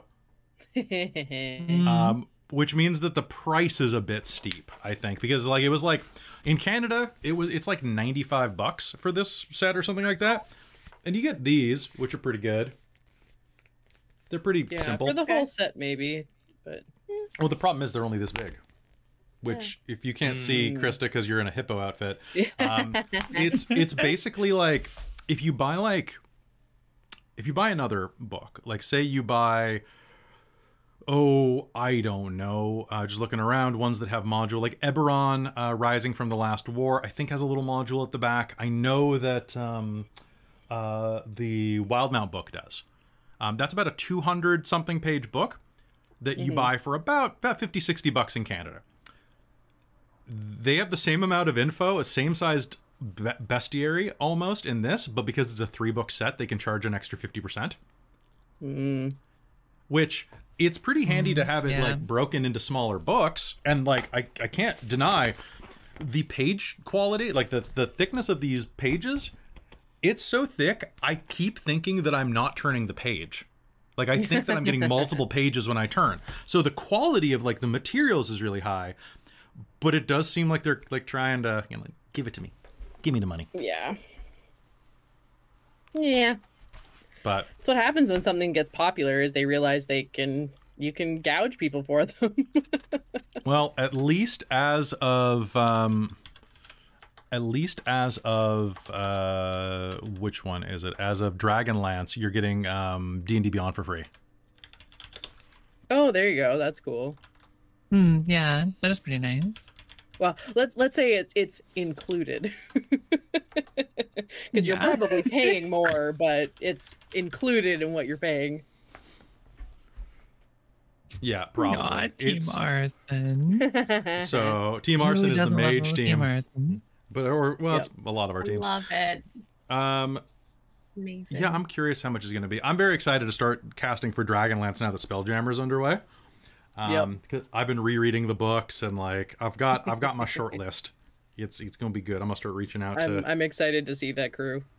It's gonna be good because we're actually one of the big hangups for one of the players was certain days, and we might be able to adjust the schedule to allow this. And it's like get the right nerds. But we're also looking at doing a couple of other mods and things like that. I know that there's some talk of Jen running a mage game on the channel, and Robin has been hinting about wanting to run Radiant Citadel as an occasional Patreon thing. So we'll see. There's going to be a lot of cool stuff. Yeah. Exciting. Someone caught you, Amy. Yep. Yeah, Check you've the been chat. called out in chat. Why? Yeah. What? Someone figured out what your name means in Slovene, which is what you. Which is. Oh, I thought it. Oh, I don't know in Slovene. I was looking at Croatian. I mean, they're probably fairly similar. I think they're languages, pretty aren't They could similar. very well be similar. But yes, no, I absolutely did Google Translate a whole bunch of stuff for slime and ooze and blue. Yeah. Thank you for noticing. I'm proud of it. Anybody have any comments, concerns, questions about the way games are on so far? Anything they like? I think you're all good. I think your face is good. Thank you. I like all these characters. They are redunculous. They are. We're ridiculous. chaos. I feel like a criminal Disney princess so far. In the true sense of chaos, really I'm loving trying that. to get my cat's bowl because my cat's trying to get in here, and my mom's helping me and brought me a drink with a straw so I can consume hydration. Yay! Thank you, Mom. Yay, consume hydration. So Second Gen Gamer is asking how long it took to make Hippo. I mean, I spent a couple weeks on it, but in actual like hour time, it was more like letting glue dry. That's fair. Yeah, it probably. I mean, I'd probably say like 10 to 15 hours, maybe. That's not really that much for something that looks building it that up. quality. Well, and yeah, and it was definitely something of like I was telling people about of like I hated how it looked until I did a screen test of it, and the screen hides a lot of the sins of it. So it turns out okay. Well, but that's the fun part, right? Like nobody remembers that Jaws Jaws only worked because you didn't see the part of the shark they wanted to show, and like the T-Rex from Jurassic Park was like when the rain machines were on was 200% water by weight. And it tried to eat people. It tried to eat people because it would randomly just turn on when they were trying to like de-water it. And like it's the best thing about this, like even with and quick thank you to Ping for allowing us to use their software. Ping is a fantastic streaming resource for those of you who want to stream in high quality with your friends and become the greatest streamers in the world with Ping. But with Ping we have really high quality video, but even that you're so small by comparison to being like in a 4K screen. Well, I was gonna say even like Kel is saying that even on a 58-inch it's looking okay, so awesome. Thank you. I'm glad because I'm seeing a tiny square. That's really interesting. So what I also have you blown up because I just think it's so majestic, and I love looking at your little like whiskers. Oh my god! There's so much detail you put in there. Well, and because and also whatever you just did. Yes, because I go way too hard, I have a tendency. I was like, I'm gonna do a mold over it. I'm gonna do like a silicone pour, and I'm gonna have like this actual skin texture, and I'm gonna find like I'm gonna get motors into the eyes so they blink, and maybe one day I'll go that hard. But I yeah, this is gonna be 12 episodes or so. So yeah. I think I just have to do a cosplay of the goddess from Moon Knight. Oh and yeah, just have an excuse to build another hippo head. She's so good. And also thanks everyone in the chat. It looks great, Krista. Like everybody here looks great. Everyone looks amazing. What you guys did with Amy's as well, like making it slightly see-through and stuff, is incredible. I love that. That's mostly just Amy's makeup, like just a wonderful job. Yeah, everyone looks amazing. Mike is just my lighting mostly wrecked. I'm just a nerd. Yeah, and that like Kat, your wig is gorgeous. I love this wig actually. I got it for free. Oh, really? That's the best. Yeah. That's kind of at work was like, "Oh, hey, do you have wigs?" I'm like, "I have a couple," and she's like, "Do you want more?" And I'm like, "Yeah." Do you have? She's like, "One of them is purple," and I'm like, "I Do it." Purple hair. That's perfect. And so I got a really, really nice purple wig out of it. That's nice. Amazing. And for the people asking Haunted Miniatures, I was asking, it's ping.gg. And you should go there and support them. They're not free. So they're for streamers that like there's a fee because it is like an expensive process. But if you're looking to get into streaming high quality video and you are running a channel that can afford to get a subscription to it, I know they just lowered their rates a lot recently. I think that they're a pretty recent startup that have been really killing it. And it's given them like they're great, and they're actually like one of their founders is a member of our team, which is how we're able to afford this. Go watch, go join the Patreon and come watch Strixhaven, and you will see Bryn in Strixhaven. And you can also find them at twitch.tv/frecklebytes with bites like computer bites. Yep. So a couple of quick announcements I just wanted to say. First of all, last weekend we ran our Extra Life August charity stream. Here we ran 13 games that are going to be up on YouTube later this week, well later next week because it's Sunday. And we raised more than $10,000 for the Children's Miracle Network. And I just wanted to thank everybody who is watching right now who participated in that. If you are charitable and you have deep pockets and want to help some kids, I strongly suggest you go to extralife.org/team/dorktales or any Extra Life. It doesn't matter to us. Just donate to the kids. We are trying to hit $17,335 or more by the end of the year this year. We're going to have another really big marathon in November. We're honestly going to try to get as high as we can, but yeah, if you're looking to donate, that would be fantastic. We'd love to have you there. And you can come and enjoy all of the chaos when we do it again in November for the really big event. Oh, thanks for those. Thanks for all the Hurt the Moors, Robin. I needed those. Oh Damn no. you. Also, hi, Wrek.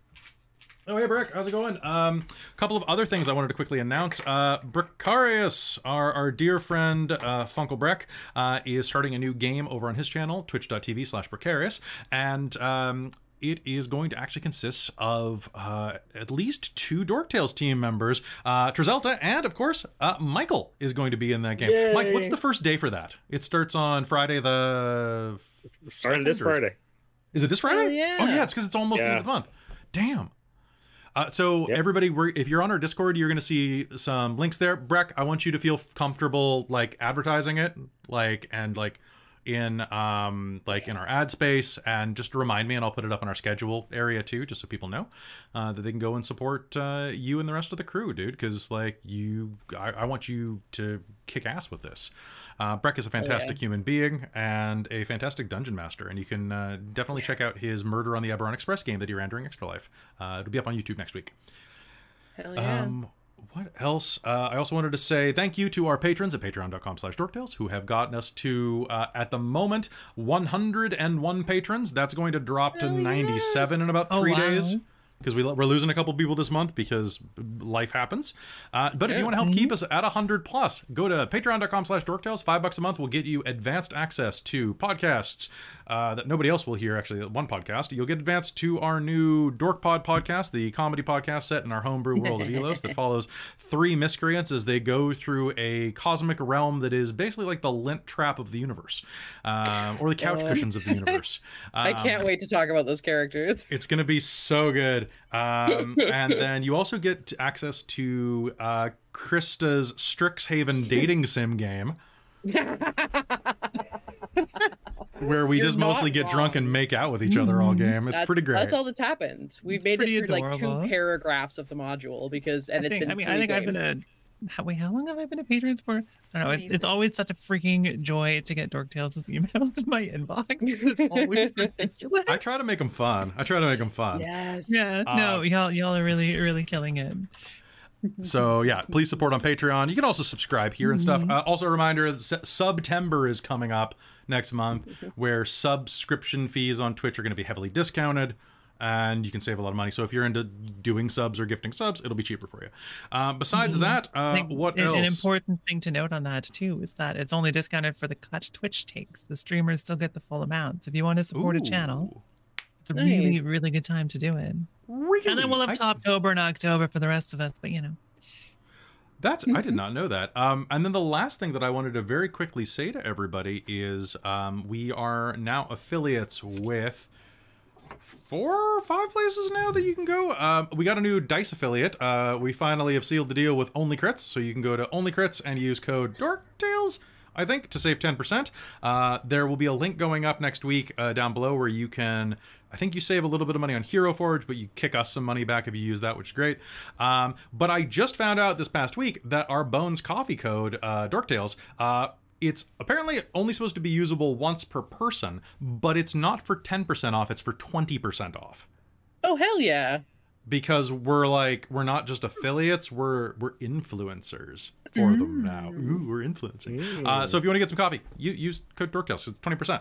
Or use a better code if you find a better code, but like 20% is pretty good. It's not bad. That'll mostly cover probably the shipping if you get quite a bit.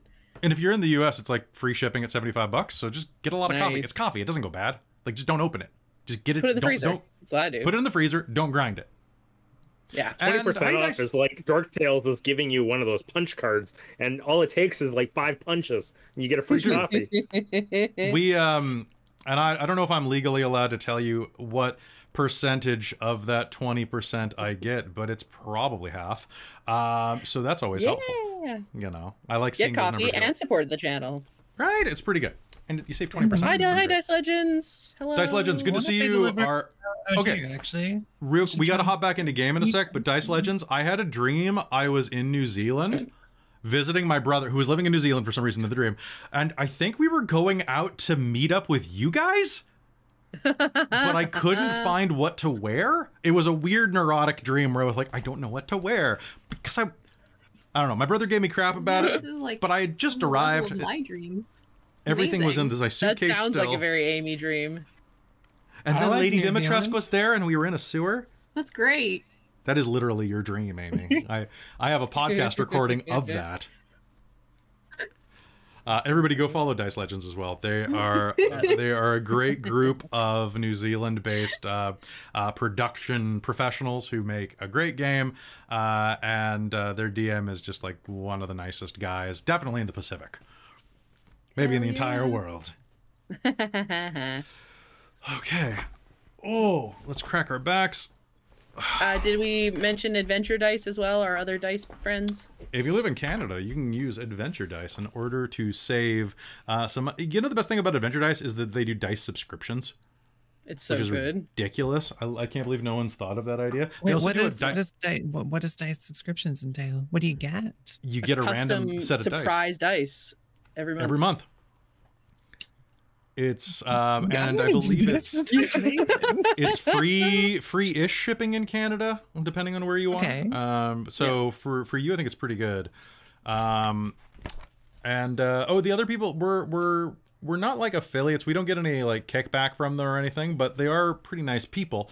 I would strongly suggest that if you're looking for fancy dice, like metal dice, and you don't want to go with only crits, you should definitely check out Nordic or Norse Foundry. Norse Foundry. I was thinking Nordic Foundry. I was like Nordic Track. NordVPN Foundry dice. Yes. God, I can't wait till I can shill for NordVPN, the big bucks.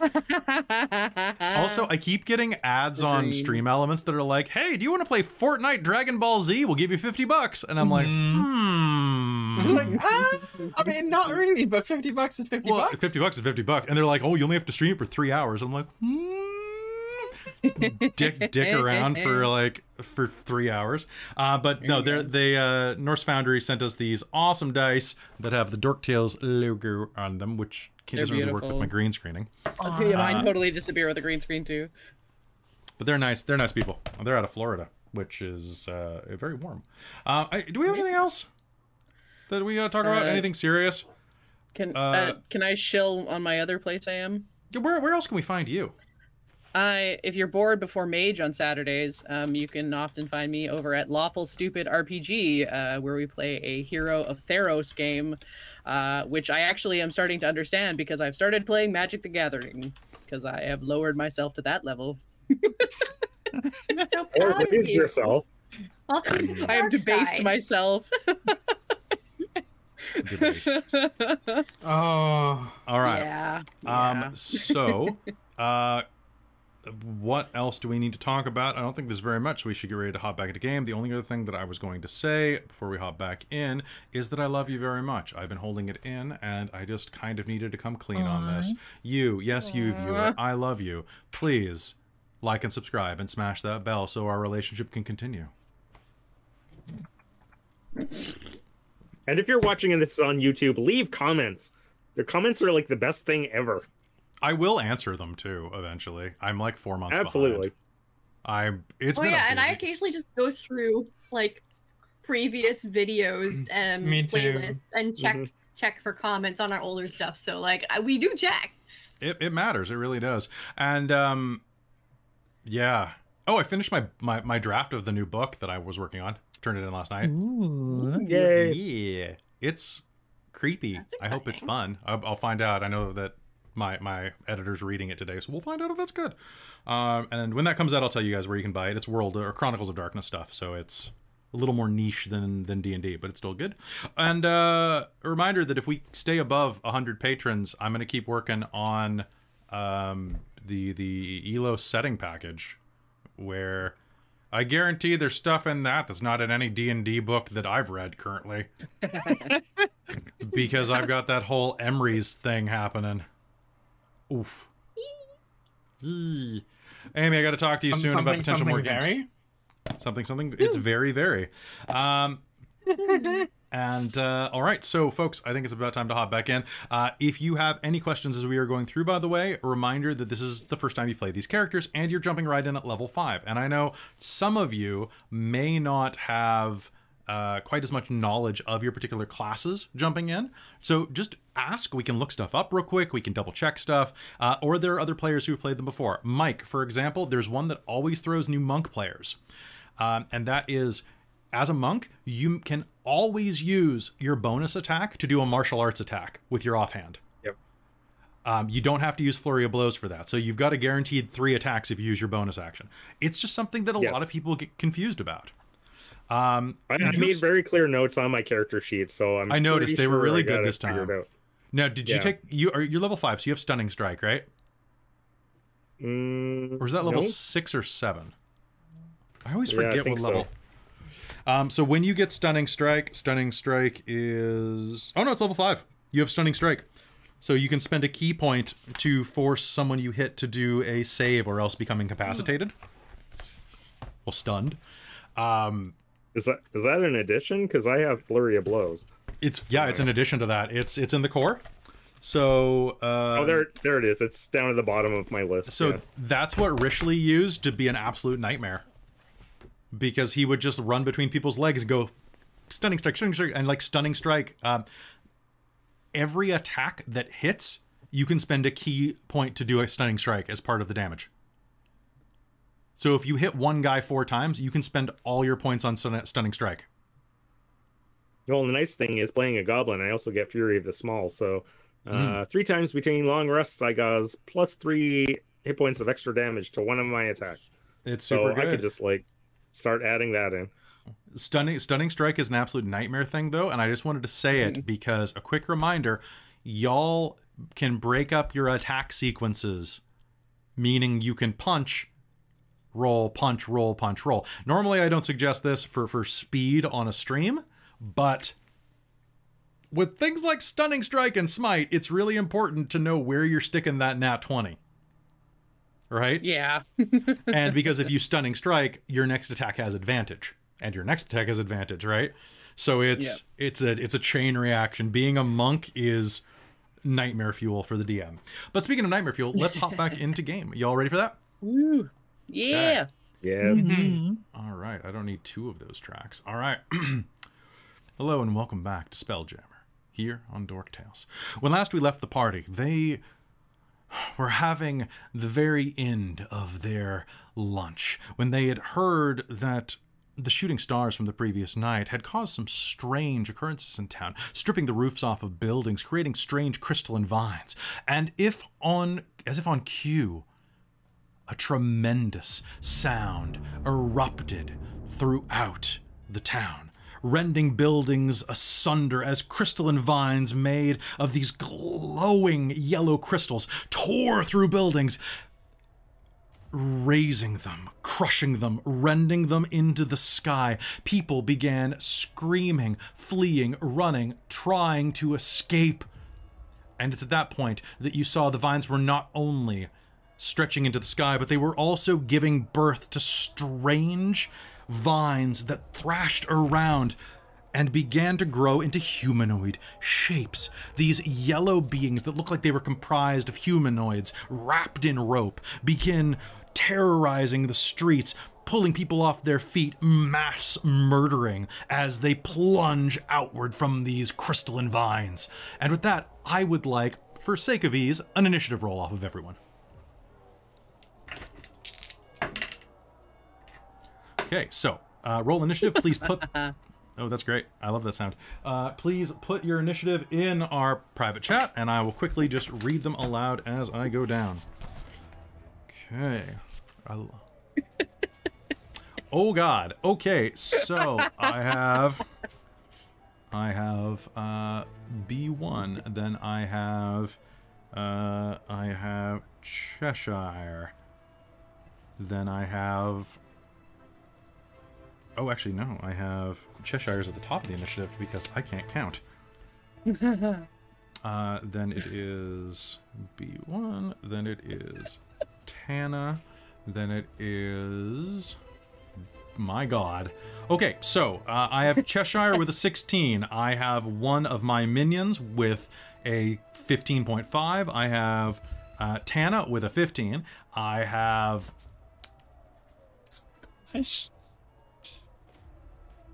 I have 5 more of my guys, and then I have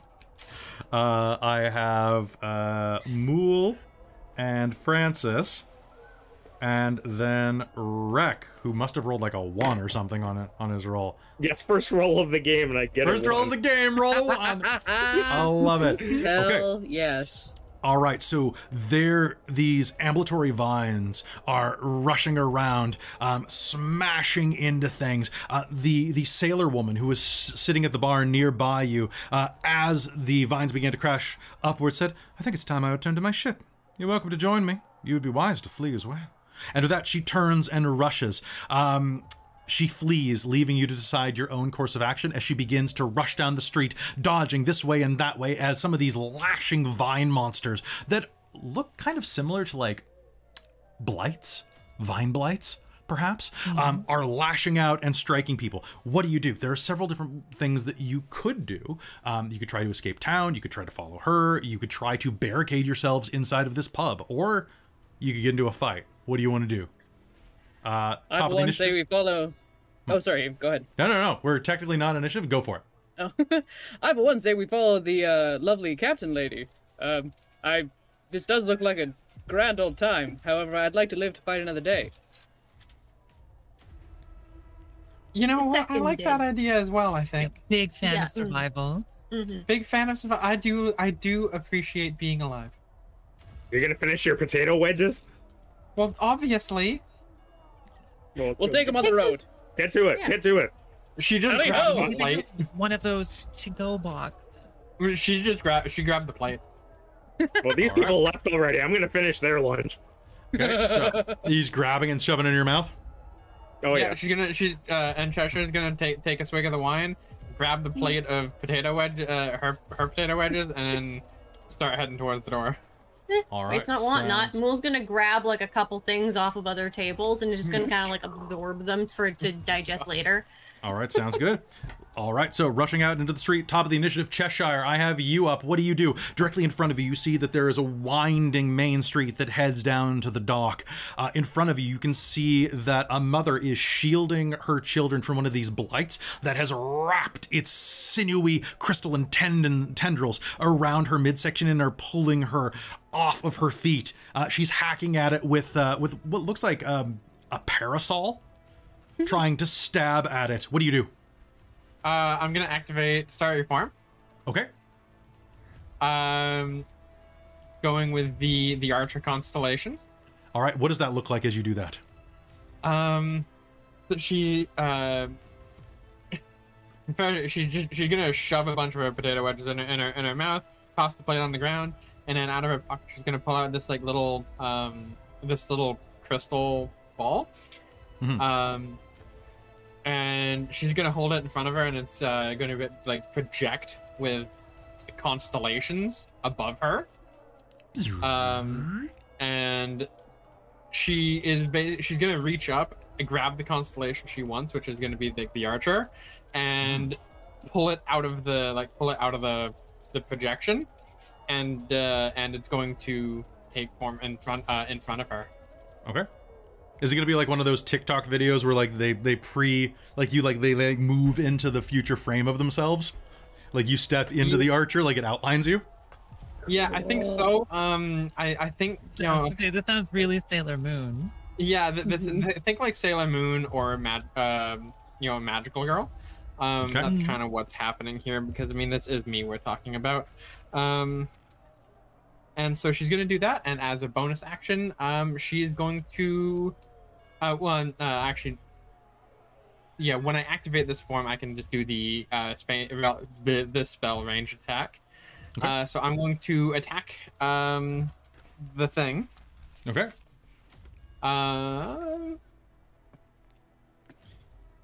And how does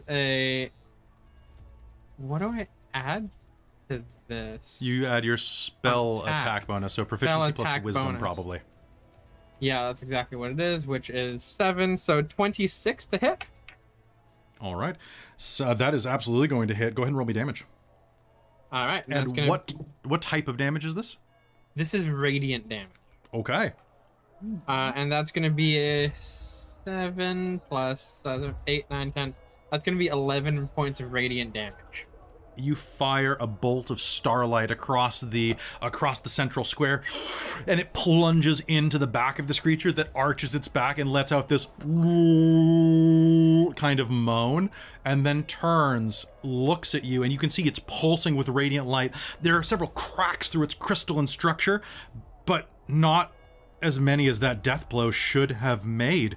It turns and looks at you, and everyone here who can speak Elven will hear, "Your light will be added to ours." In this mechanical, echoing voice, "Your light will be added to ours." To those who don't speak Elven, it sounds like "Trulala manai, Malataru." And Cheshire, it is going to take a step toward you until it is 10 feet away, and is going to make an attack against you, lashing out with its vines. Is your armor class... Okay, that 3 is not going to hit, but I'm pretty sure the 22 does. The 22 is going to hit. Okay. It is going to drop the woman, at least, as it lashes out at you. That is going to be 4 points of radiant damage. And you are grappled. Okay. As the vines lash around your waist. Tana, it is your turn. Unless, Cheshire, did you have anything else that you want to do your round? Because you had a bonus action and your normal action, right? So the way this is put in when you activate this form, and as a bonus action on subsequent turns, Oh, okay. you can make the ranged spell attack. So does that mean that when I first Yeah, so activate what does I it would still take to- also get to a take- bonus? What does it take to take that form? Does it take an action or a bonus action? It's Oh yeah, it takes a bonus action to expend the use of my wild shape to take on the starry form. Okay. So bonus action. That means you still have a normal action. Oh, then I want to hit it with the quarterstaff. All right. That sounds good to me. Go ahead. Okay. So it's already grappling you. So I'll say that you can absolutely take a swing at it because you can kind of just slam down into its vines that are grappling you. Sorry about the order of operations. They're new druid types I've never dealt with before. I've never dealt with the druid period, so You'll like them. All right, so that's gonna be a 15 to hit. 15 to hit is going to be a hit. Roll me damage. All right, it's gonna be a D6. D6 plus your strength, please. That's gonna be a 3. 3 total. Sounds fantastic. All right, 3 so total. you're going to slam down. There are 3 vines that are wrapped around your waist, kind of that have all merged into one larger coiled vine. One of them is going to shatter off. Actually, since you managed to hit that vine directly, give me an acrobatics or athletics check. Perfect.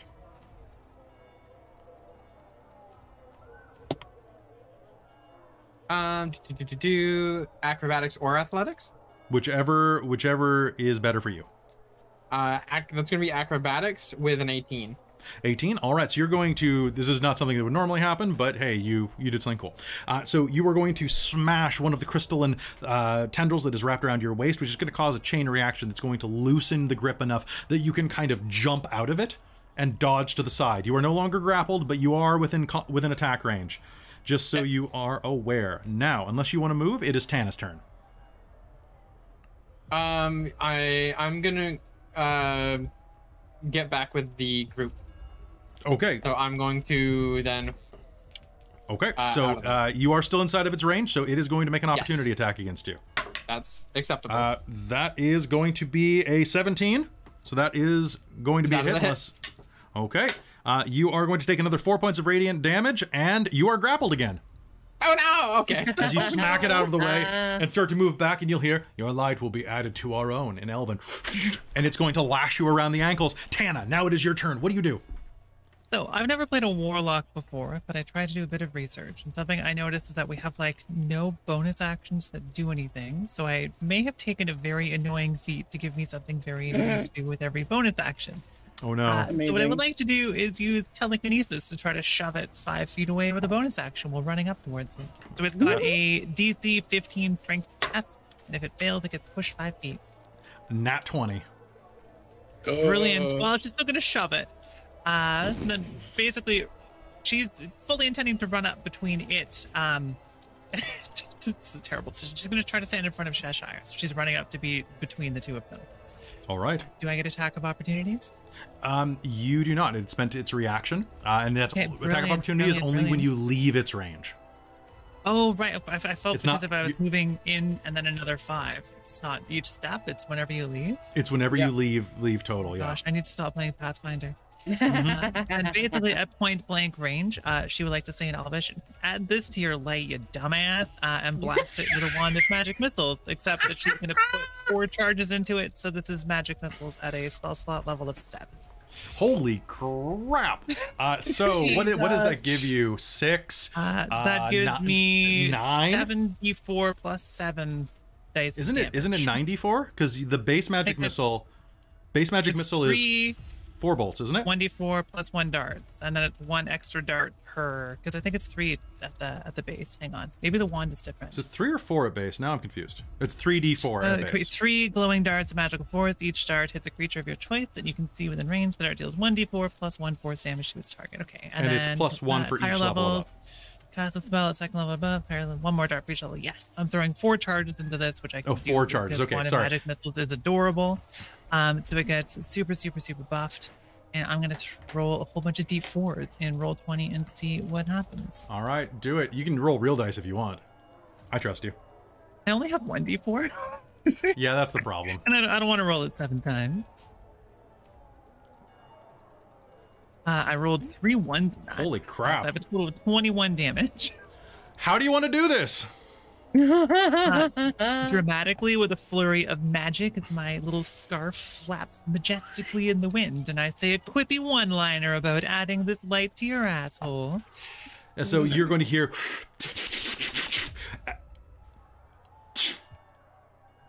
There we go. That's the right amount. I had to count.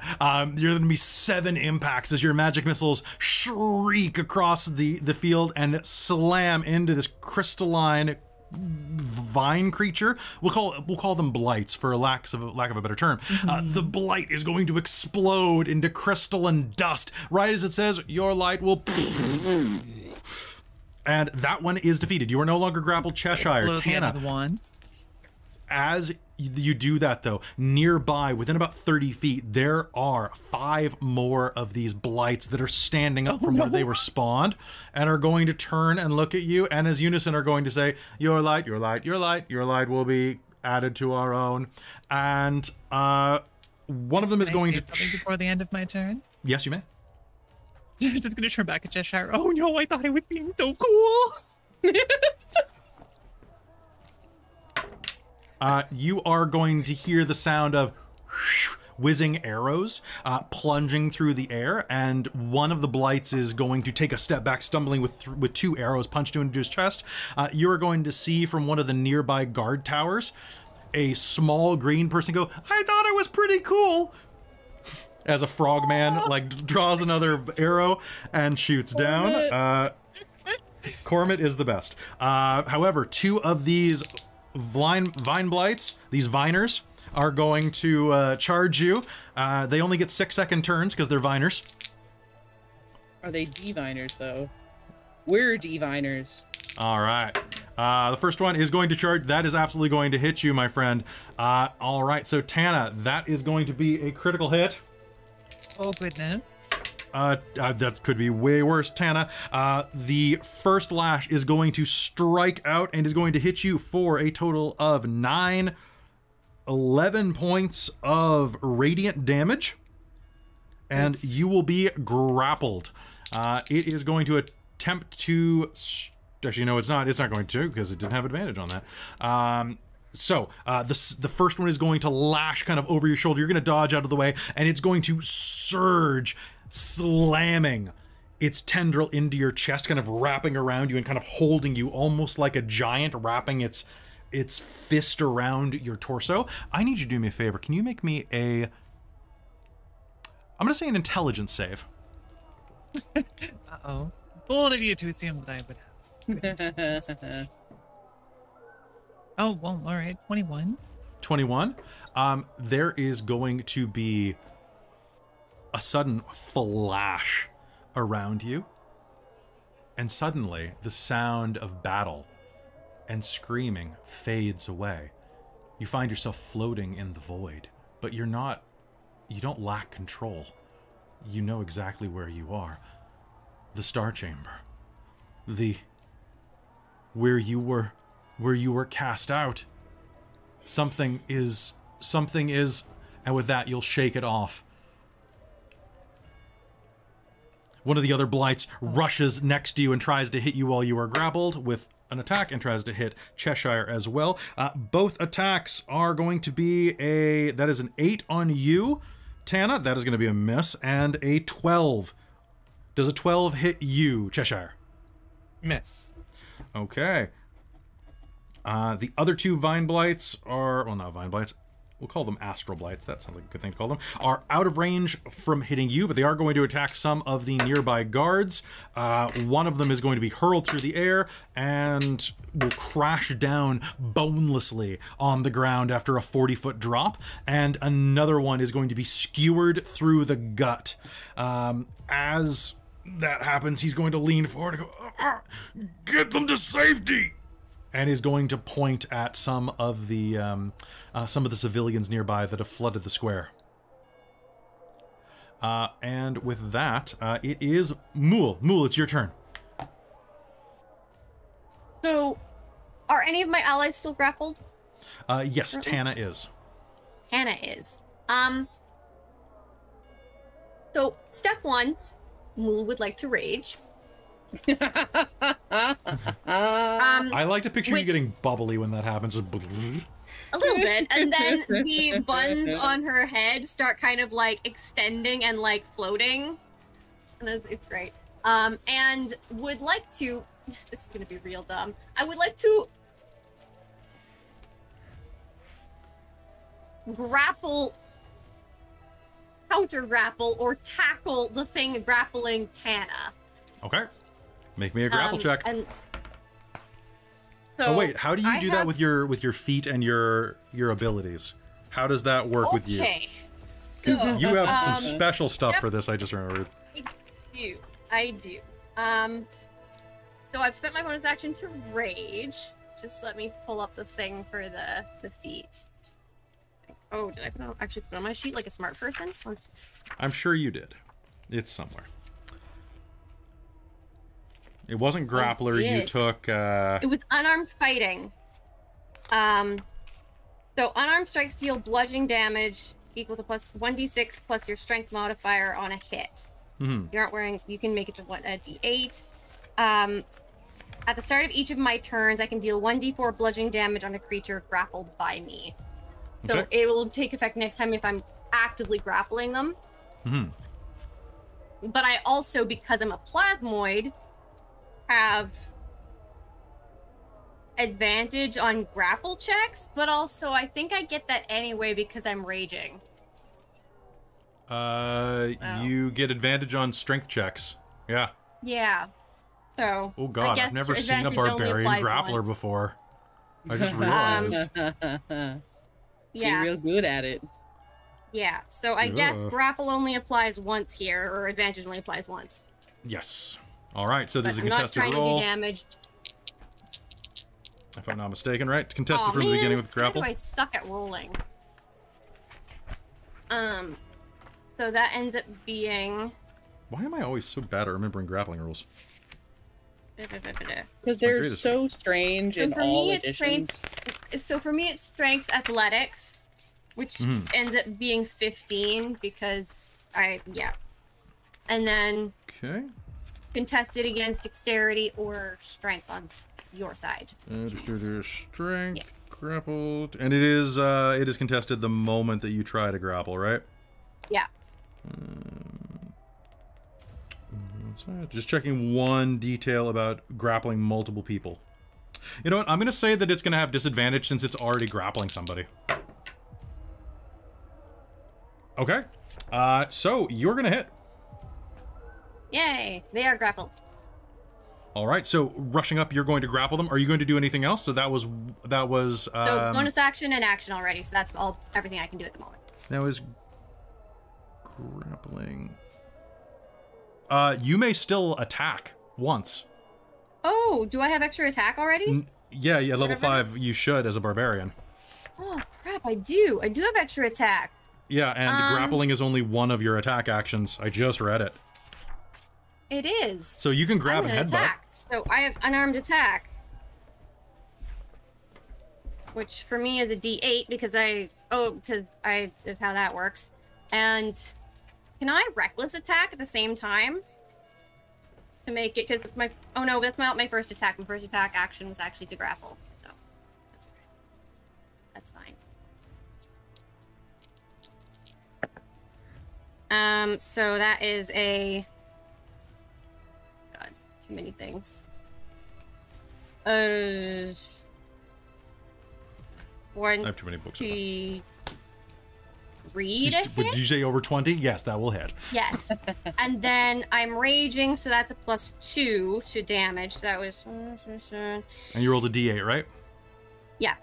Okay. 11 bludgeoning, but is magical for for purposes of damage resistance. Damn. You headbutt this thing so hard it starts to crack down the middle, and 2 broken mouths will start spattering in Elvish, each one taking one word of the sentence. Your light will be... Or, you don't speak Elven. Blah! Is what Mulj is going to say, and just, like, So how this actually looks is like they go and they like grab on and like kind of like amorphous blob grabs on and then just like smashes, like their head becomes like a club and just bashes them. I love it. I love it so much. Before retracting back to their normal humanoid appearance. All right. Do you have anything else you want to do? That's just all I can do as far as I'm aware. All right. So, Francis, it is your turn, my friend. So my brain doesn't remember long enough. Who did the guards say we needed to Just all the people. Just like there are tons of civilians everywhere. It's midday in a seaside town. People are on their siesta breaks. Like, I mean, not anymore. They woke up. Okay. Well, best I can do is clear a path. Fair. Each child for themselves. And he's gonna run out, or they're gonna run out, and they don't. I'm not gonna put my shield on, so we're gonna double hand their warhammer, which they'll slip off their back and give her. So yeah, they're just gonna run out and just start smacking these things and will not stop running. Just gonna keep going, knocking these things out as they go towards the boat. Sounds good. Are you going to, as you're running through, are you going to attack the one that Mulj is grappling, or do they have it? Mulj's got it. Okay, sounds good. So directly in front, there are two that are kind of blocking the way out of here. Okay. I'm gonna, because I am a cleric of zeal, I can do the same thing that Wrek can do and use my bonus action for a second attack. Oof, do it. So I'm gonna do one on each of them. Okay. That's a 21 and a 20. Those are both hits. Roll me damage, please. Fantastic. D10s. The first one will be a 8 damage. Ooh, beautiful. And the other one will be a 7 damage. Okay, are you adding anything to the damage with any of your cleric abilities or anything like that? Not currently, no. Okay. Because I've used my bonus action for the attack, adding extra damages. Okay. Bonus actions for most things. So you kind of rushed up to right next to them and smashed your hammer into one, reversed it into another one. They're both going to kind of like jitter to the side and go. Your light will be added to our own. You gotta come and get it, and he's gonna run. All right, what's your speed? 30. 30? Okay. So, you are going to get up to them, hit them, and be able to move 5 feet. So you're not out of their range, thankfully, so I don't get opportunity attacks on this, which is great. But, Wrek, it is your turn, my friend. What do you do? Well, I'm obviously grabbing my to-go satchel with my live squid in it. Your bug-out bag with the live squid? Yeah. Keep that under my arm at all time. And wolf down some potato wedges, and then be like, "Oh, everyone's left already. Okay, I'm coming," and chase after the rest of them. Okay. Probably taking in the scene as we go, and unless anyone gets close to me, I'm just gonna run along with everyone else. All right, sounds good. Making your way through. Do you have anything that helps you dodge opportunity attacks? Mobile, or I could spend a key point and just get dodge. That's fair. I'd have disadvantage on that. So one of the Vine Blights is going to be able to try to reach out at you as you run past. Am I rolling flat, or are you going to spend a key point? Yeah, I'll spend a point. I got. All right, sounds good. I'll roll it. I'll roll with disadvantage. Oh my god, that was an awful roll. You're going to just like, are you going over or under this vine? Oh yeah, it's just a light little jump over top of it. Sounds good. You can even run along it if you want. It kind of plunges into the ground next to you. And you are going to be able, if you spend both of your speed, both of your actions as speed are actually going to be up by Francis and actually kind of around the side and away from, like, further down the hill than they are. Perfect. I will actually do that and just zip ahead. Sounds good. All right. With that, top of the initiative, the crystalline... The crystalline vine shakes the ground further, rising into the sky. Wrek, as you are running ahead of you, though, in the bag, I spent a hurt the more to make that happen. Can you do me a favor and make me a it'll be a dex save for this, I think. Dex save? Yeah. 21. Okay. So as you are you're like snarfing as you run, you're like cramming stuff in your mouth. Oh yeah, absolutely. One of the live squid is going to wrap around your finger, and as you pull it up, it is this tiny, beady-eyed little monstrosity that looks at you and goes, "Rah!" and starts reaching for your nostrils. Look, I was gonna set you guys free. Stop fighting me. It doesn't look like a normal squid. In fact, this looks about the size of a golf ball? But we'll deal with that on your turn. Oh gosh. All right. I guess I just made golf a thing in Elo, so there we go. All right. Cheshire, it is your turn. You are no longer grappled because that thing got blowed up, but Tana is. And the rest of your friends are running away from the scene. Some of the civilians are screaming and starting to follow the wedge that Francis has been carving. All right, so I'm going to use my bonus action to cast the cantrip, however you pronounce this. Shalalag? Shillelagh. Shillelagh. Shillelagh. Dang, Celt words. Yeah, I hate pronunciations of things. And so using her little projecting crystal ball again, she's going to pull some magic out and imbue it into her Q staff that she's going to pull out. Her Q-tip, and she is just going to, yeah, literally. Now I'm just picturing you as one of the American gladiators with yes. dun, dun, dun, dun, dun, dun, dun, dun. And she is going to use that to beat the thing that's grappling Tana. Sounds good. So I'm going to make an attack on that and get a... Oh, and now I can use my dex on that instead. No, I don't use my dex. I use my spellcasting ability. Yeah, you can't use your dex on a quarterstaff, unfortunately. Yeah. So I use my spellcasting ability on this one. So that's going to be 17 to hit. Oh, 17 to hit will be a hit. Roll me damage. Cool. Here comes D8. That's going to be a 6 plus a 7. And I'm assuming you're not aiming for where Mulj is kind of wrapped around it. No, I'm aiming for the biggest open part that I can see. Sounds great. And that's going to be a 13 worth of just going to be, I guess, magical bludgeoning damage. Perfect. And that's with all the bonuses, everything added in? That's with all the bonuses added in. Okay. Now, are you doing anything? So you use your bonus action to cast Shillelagh, and then you use your normal attack, right? So are you done for the turn? That is it, yeah. Okay, so you are going to smash into it, dealing a significant amount of damage to the vine that is wrapped around your friend.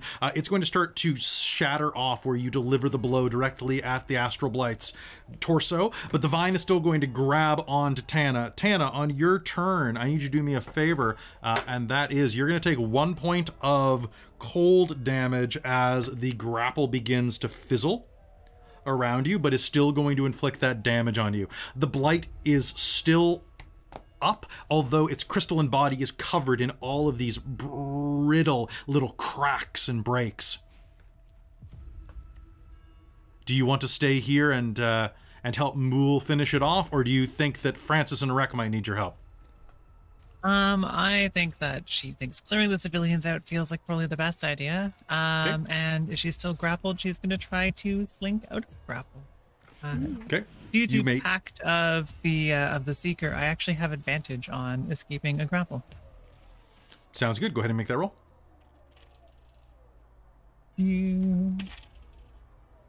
I have a natural 20. Natural plus, 20. I think, is this acrobatics? This will be acrobatics, yeah. Yeah, so 24. All right, you'll be able to get out of that by like a flip or something like that, like a spin kick. I don't know. I feel like just scoots down a little, just goes, and pops back up over to the side. Okay. Sort of like, excuse you. And then yell, you've got this, right? And she's going to run over and start trying to help clear a path using telekinesis to shove one of those things out of the way of fleeing civilians. And then she's going to try to blast another one. Okay, your telekinesis is successful this time, and as it tries to grab a running child, it will instead like flip over and fall on its ass. Get dunked on. And then let's you know what? Let's witch bolt that one too. That one tried to hurt a child. That's illegal. It is on its back, which means that you have advantage on this. Brilliant. I know someone's going to comment on that. It's on its ass. I'm giving her advantage. Technically not the rule with ranged attacks. Ranged spell attack. I guarantee I'm probably bigger than you. Yeah. Oh, I only have an 11 to hit. Oh wait, advantage. Yeah, what are you doing? At 20 to hit. Oh God! Yes. So anyway, I started blasting. So you know what? Witch bolt is 1d12 damage, but then I can concentrate to keep doing the damage tick by tick by tick. So it's 2d12 for the first round. So that is a 19. 19 damage? Mm-hmm. Holy balls! What kind of damage? What kind of damage is it? Lightning damage. Okay, that is definitely going to start to shatter this thing as it is on the ground. It's making the like, your light, as you continue to witch bolt into it with your unlimited power, just like your master taught you. Unlimited power. I mean, I feel hers is the extremely nerdy version. I should have described how this looks because she actually has a spell book. So she's going to pull it out and sort of like mumble something for, you know, assistance from the astral realm, and then adjust her glasses as lightning streaks out of the abyss and blasts into this thing. So anime. Yeah, she's got to ask for help. She's not magic. She just has a cool patron friend. Sounds fantastic. All right, so you're going to smash into that thing. It's still alive-ish. Are you doing anything else besides just moving? I think she's done everything. She's moved, she's blasted something, she's escaped a grapple, and she did bonus action shove it. I think she's out of things that she can do. I mean, she might yell for people to run in like a nasally nerd voice. Be like, run! All right, sounds good. You're all rushing down. Now, Mulj, when you're grappling something, does it take damage at the beginning of its turn or your turn? My turn, I believe. Okay, so it is being grappled by you right now. It just got smashed into by Cheshire. It is going to try to... It's going to spend one of its... it's going to try to headbutt you twice with its vines, with its viney head. Mulj, do me a favor. Mulj, would you like to constrict? Sure. Okay, cool. It has 1 hit point left and it just botched. How do you kill it? I think she's kind of like not paying, like she's kind of like looking around and maybe just doesn't think about it and just kind of like tightens a little bit too much. And you'll hear just like it just kind of like squish. It explodes underneath you, kind of like that time you had creme brulee. Just that crystalline explosion of powder. And as that does... How much of it do I start to absorb? Just does. 15%. Nice. It tastes like stardust and cotton candy. It's weird. And a little bit like burnt toast. You might be having some issues. So as that happens, a flood of civilians runs past you. About 30 commoners are rushing down past you, following Francis's lead. A scrappy youngster of about 12 in a pageboy cat goes, "To the docks! We'll take one of the ships. It's our only hope." An old woman grabs the arm of Cheshire as she stumbles by you. "The vines are everywhere. There's nowhere safe. We're all doomed." And as that happens, I need everyone here to make me a dex save, please. Oh, goodness. Oh, no. I rolled a 1. You rolled a 1? I rolled a 1. 16. Okay. The dice were just so nice to me. Oh, no, those are... I grabbed the wrong dice. Danger sense apply here? Danger sense, dex save, yes, it would. Okay. You're at 17. 17? Perfect. I have to get enough dice for Tana. 1 sec. Oh no. 1, 2, 3, 4. Okay. Boop, boop, boop. And, all right, I'll just roll one more after this. Did everyone except for Tana get at least a 12? Yes. Okay. Yes. I got an 18. Oh, no, I got a nat 1. Oh, God. Okay. Yeah, exactly.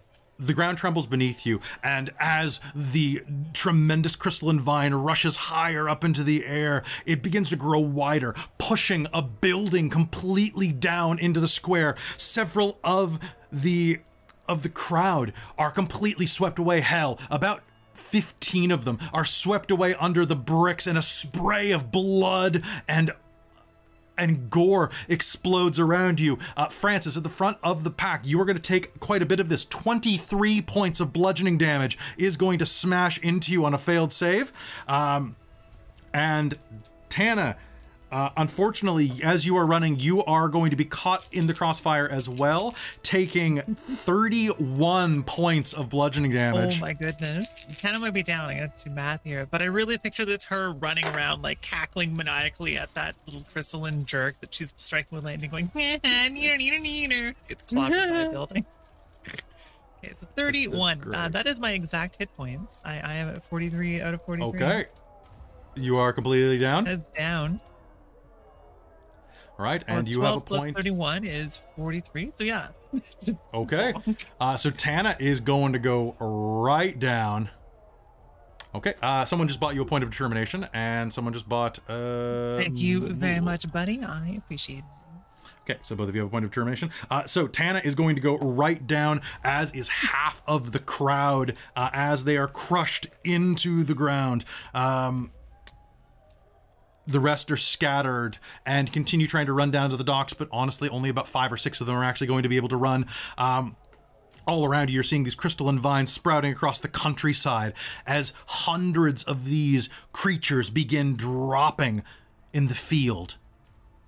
As that is happening, as you are running down, it is going to be Mulj. Actually, pardon me, it's not. It's going to be the 2 crystalline entities that Francis is fighting.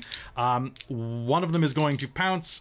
Francis, you're not knocked down. Oh, pardon me, my friends. I forgot something very important, and that is everyone else take 11 points of damage from debris. And that's bludgeoning? That's bludgeoning. So if you did not take damage... So I'm damage... resistance right now. Nice. So that's going to be 5. Yay! So, Tana, you're crushed into the rubble. Everybody else takes damage. Francis, the Vine Blight is going to miss 2 swings at you. And its fellow is going to take a step forward, which is going to provoke an attack of opportunity against, or from you, Francis. You may take a swing if you'd like. I would love to. Okay, and it is going to try to take 2 swings at Wrek to prevent him from escaping. Does an 11 hit? Do you have a point of determination? Would you like to use it? I do have a point of determination. I will use that for a plus Oh, look, you hit. 3. Haha! Fantastic. Okay. And I'm still two-handing, so that is a 7. And I forgot, I do have a GIF ability that I can do an additional proficiencies bonus of force damage. Okay. And so I will do that. So that'll be 4 plus 3 is 7 plus 3 is 10. 10 damage, please. 10 damage. Which is force damage. Nice. You're going to crack a portion of its back. Francis, one tries to go by you, and you slam your hammer to its back. It is going to lash out at Wrek, who's about 10 feet in front of it. The vines are going to snake out. The first hit is going to miss because Wrek has not taken his action yet and still has the dodge action taken by Key. And the second one is gonna be a hit probably, though, because I rolled an 18 and a 19 base. So does a 23 hit? Yes. All right. God damn it. Wrek, you are going to take 4 points of radiant damage. You are grappled as it wraps around you, so you have 0 movement until you are able to escape its grapple, but you take 4 points of radiant damage, which is literally the How least. How dare you? Okay, and that is going to be my turn as they lash out at you. The other one lashed out at Francis and missed with both. The final one is going to... Oh, you know what? One sec. The one that Tana had knocked on its ass and then witch bolted is going to get buried underneath the debris as the houses collapse. It could not get out of the way in time. So that's handy. All right, now it is either Mulj or Francis, because you rolled the same initiative. Who wants to go first this round? I can go. Yeah, I'm gonna heal everybody, so if you, it won't really matter. Cool. So how far away is Tana from Mulj at this point? Tana is about, probably about 20 feet away from you, from where you are right now, and she's visible but kind of buried a bit under rubble. You'll have to like take an action to like pick her up. Yeah. Well, my thought was, my hope was to use one of my barbarian path features. Yes. Because normally, so it has to be within 15 feet, so it's going to move up 5 feet, and normally it would be a strength saving throw because it's usually a contested, like, hole. She is not contesting you. Pull her and then just pick her up. So do you basically just, like, stretch Armstrong her into your... No, that's the bun things are going to go and just, like... And, so like... They lash out and become, like, antenna that pick her up? Like a forklift? Are you forklift certified? I'm a hat. You're a hat. Yeah. I've always wanted to just be going a to hat. retrieve. And what is the closest enemy to me then? The closest enemies are just on the other side of Francis. Francis is another, I'd say another 10 feet past where Tana got knocked over. Okay. The 30 feet movement, so I guess... That would just be, what's your reach? Don't you have reach of 15? My reach is 15 for that particular ability. Okay, So what if about I'm your trying teleport? to get to something, I can't do that to level 6. Oh, damn. Okay. I know. You could hurl some of the debris at one of these monsters. Sure. That should count as an attack. Yeah, I'll say it's an don't improv, like, it'll basically be like the equivalent of a club, so it'll be a d6 if it hits per chunk you throw. Sure. And I get 2 attacks, right? Yep, you can throw 2 chunks. There is one that is very cracked that Francis just hit and just managed to grapple onto Wrek. The other one seems to be flailing wildly like a wacky-armed inflatable flailing tube man and not hitting anything. Okay. So the one that's flailing, I would like to attack it. And can I reckless attack to get advantage? Not with on ranged that one? weapons. Oh, okay, it's because it's melee, right? Okay. Yeah. That's fine. That's fine. I can still just... Here. But So soon. first chunk of rubble being thrown. Well, that's awful. Okay. Well, that's a... I guess I added just my strength and proficiency. Yep. To that. 17 Damage? to hit. Oh, To hit. hit? Absolutely. To throw. And then I rolled a 1 on the d6, you said it was? It's a d6, So I guess please. that's a 4. Plus your strength, plus your barbarian. Oh, 4, 5, 6. So that's 6 total. Okay, so your first one is going to smash into it, kind of knocking it back and cracking a bit down its frame. Yeah. Your second? And then the second one's gonna be slightly... Oh, no, not better. But that's still gonna be a 25 to hit. And then That it's is gonna be once a hit. Again, I rolled another 1 for the damage. That's 2 1s in a row. Yay. Use a different d6. How much damage is that total? That's... 6. It'd be 6 6 total? again. Yeah, because it's... What's your like, strength 3 bonus? Plus 3. And then rage is plus 2. Oh, okay. That makes Plus a sense then. All right, sounds good. Yeah. So you're going to throw another one of these large stones, this bit of mortar that's about like- the size of a basketball around. And 1 second, because I forgot something else. Okay. You're going to, as you're winding up, you'll hear the sound of arrows whistling through the air, and you're going to hear chink, chink, chink, and your rock is going to smash directly through the one that is flailing at Francis. That's a fun phrase. And is going to just shatter it into the air. Several guard arrows are going to topple to the ground because they were peppering it in the back while you were winding up. And anything else you're doing on your turn besides just moving? Nope, because that was movement. That was my bonus action to grab Tana, and then 2 attacks. So I think All that right. is it. Fantastic. All right, Francis, what are you doing, buddy? There is only one of these things left directly in front of you. It is grappling onto Wrek and looks. You think he's probably going to be okay. I'm gonna give it to you. Okay. He's gonna look around at everyone and go, "Oh, all right, everyone. And things seem dire, but come on, chins up." And he's gonna cast Mass Healing Word. Okay. How many people does that heal? It's up to 6 that I can see. So Okay. all of us, and if there's one particularly bad-looking civilian. Sounds good. Yep. There is a small tiefling girl. Perfect. She can take A large gash along the side of her pink forehead. 6. Take 6 healing. She didn't have very many hit points, so that did it. Fantastic. Is there anyone else within 60 feet? Besides all of you, yes, there is one of the guard towers is slowly collapsing, and Cormit, the guard, is going to leap off of it, but he does look like he has taken a little bit of shrapnel damage.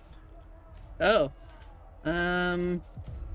Perhaps. Well, I can't heal him, unfortunately. Sorry, are there any... There's no other crystalline dudes except for the one. Oh, under Crystal? They're just the one that's fighting with Wrek right now. Okay, and no others in visible range? Not within 60 feet, no, but there are more that are sprouting. Okay. Yeah. Can I take dodge and then move forward? Was Mass Healing Word not a full action? It's a bonus action. Mass Healing Word's a bonus. It's a 3rd level spell, but it's a bonus action. Yeah, it's a pretty small heal, but it's fantastic. Oh, because I was thinking Mass Cure Wounds. No, you're absolutely Correct. Right. Yeah. Yeah, you can. So what would you like to do? Can you just? Although I guess you know what? I'm just gonna Wrek. If it's just the one with Wrek, I'm just gonna cast Sacred Flame. Be like, oh, come now, Wrek, get to with this. And he's gonna slam, or they're gonna slam their hammer down into the ground, and the spout of flame is gonna shoot up under the thing, holding on to. So they need to make me a Dex saving throw. That they did not. Okay, fantastic. In that case, they're gonna take. This isn't spell damage. I can roll ones. Dang them it. 6 damage, radiant damage. 6 radiant damage. It is going to start to crack, but as it does, the radiant damage is going to kind of suffuse into it. It's going to start glowing brightly inside of 10 feet. Anybody who tries to hit it with a ranged attack is going to have disadvantage for the rest of the turn as it glows brightly. Wrek, you are grappled. This cracking entity is holding on to you, babbling in Elvish. What do you do? What can I do? And you just can't move. You can attack it. Oh, in that case, well, I'm going to bicycle kick it. Okay, go ahead. Make me your attack rolls. You can have 2, 3, 4 if you want. Yeah, I'm taking 3.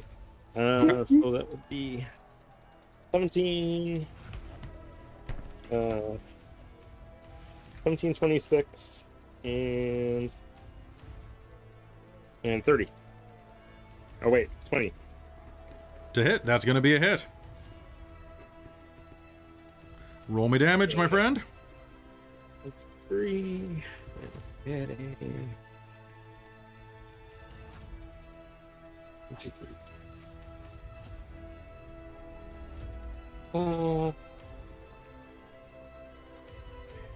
20 points. 20 points of damage. Are you going to do like a whoa, like a Bruce Lee noise? Oh yeah, it's like a Mortal Kombat move. Okay, so you bicycle kick this guy into basically a bag of sugar.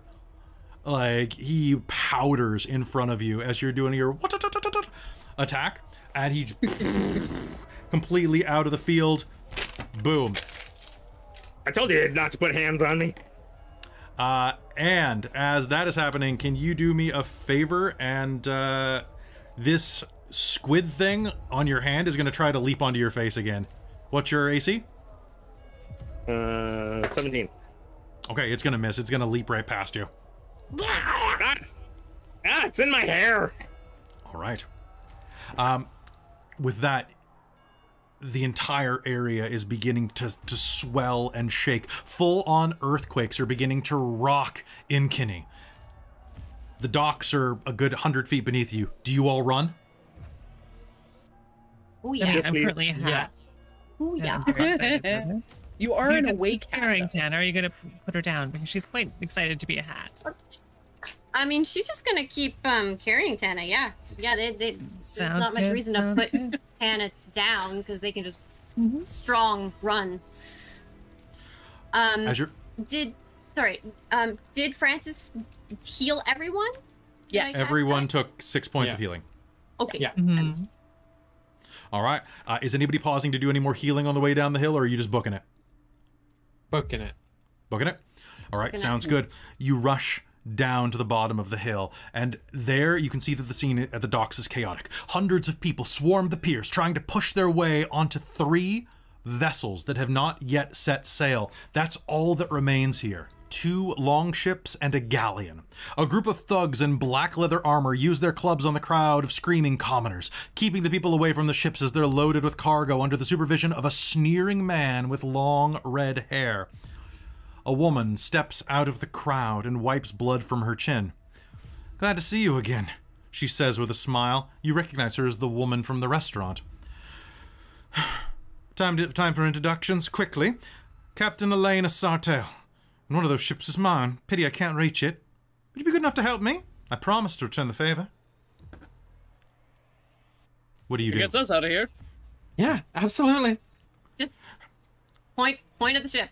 Which It's on the other side of that ugly one with the red hair. She points directly at a gang member who you recognize briefly as Travis. Travis is usually they point at me when they say that. That's fair. Travis No, you're the cute one with the red hair. is a well-known troublemaker around here. Anyway. All right, so what do you all do? Question. So Yes. we can't get to it because these guys are blocking it?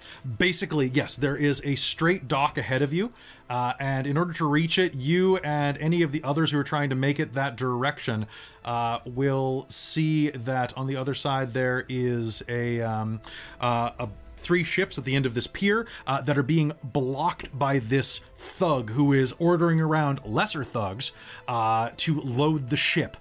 Instead of people, though, he is focusing on his own cargo. He appears, if any of you are thievery inclined, you may recognize Travis as a bit of a ne'er-do-well, kind of a little bit of a merchant pirate. Okay.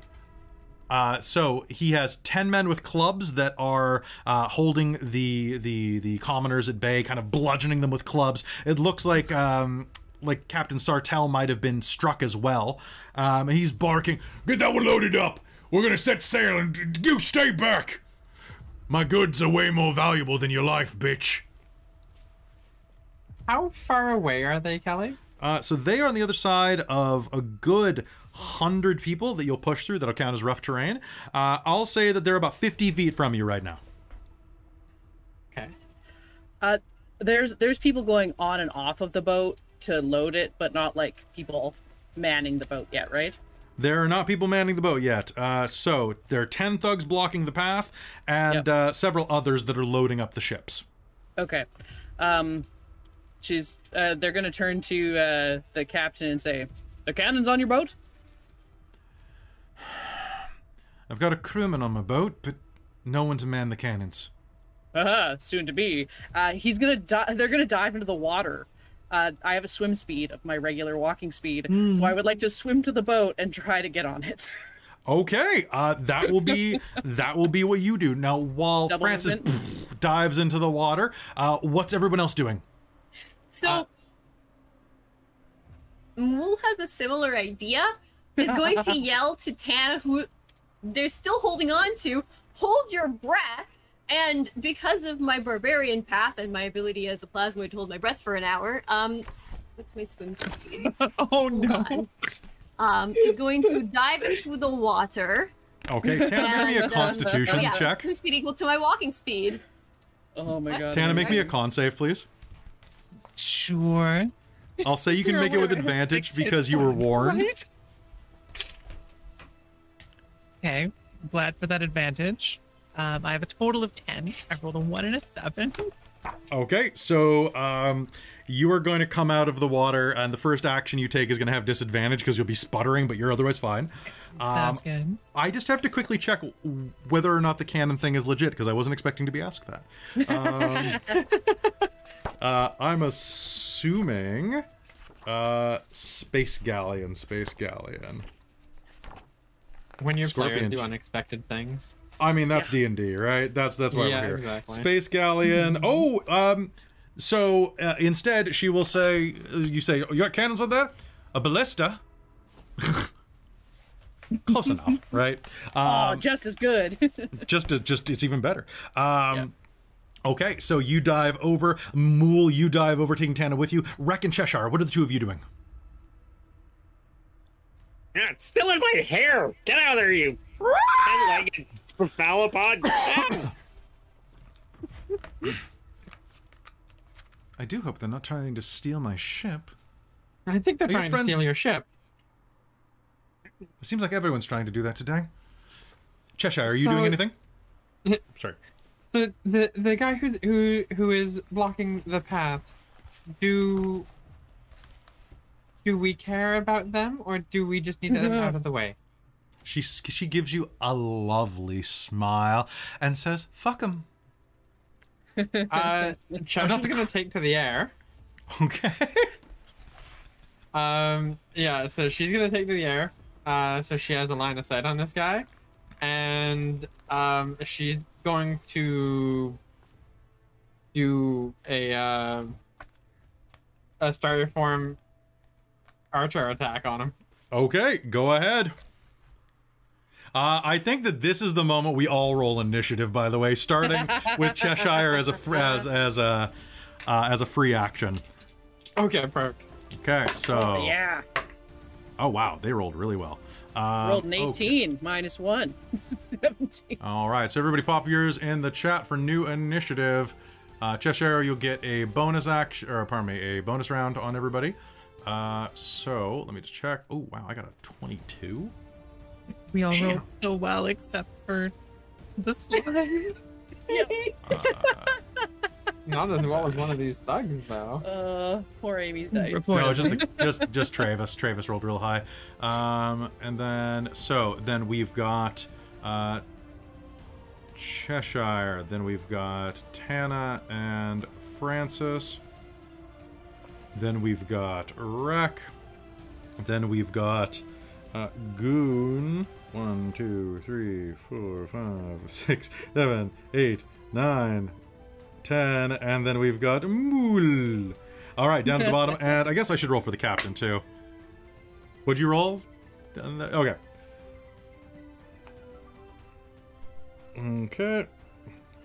Okay, so first round, Cheshire, you rise to the air, draw your bow, and who are you attacking?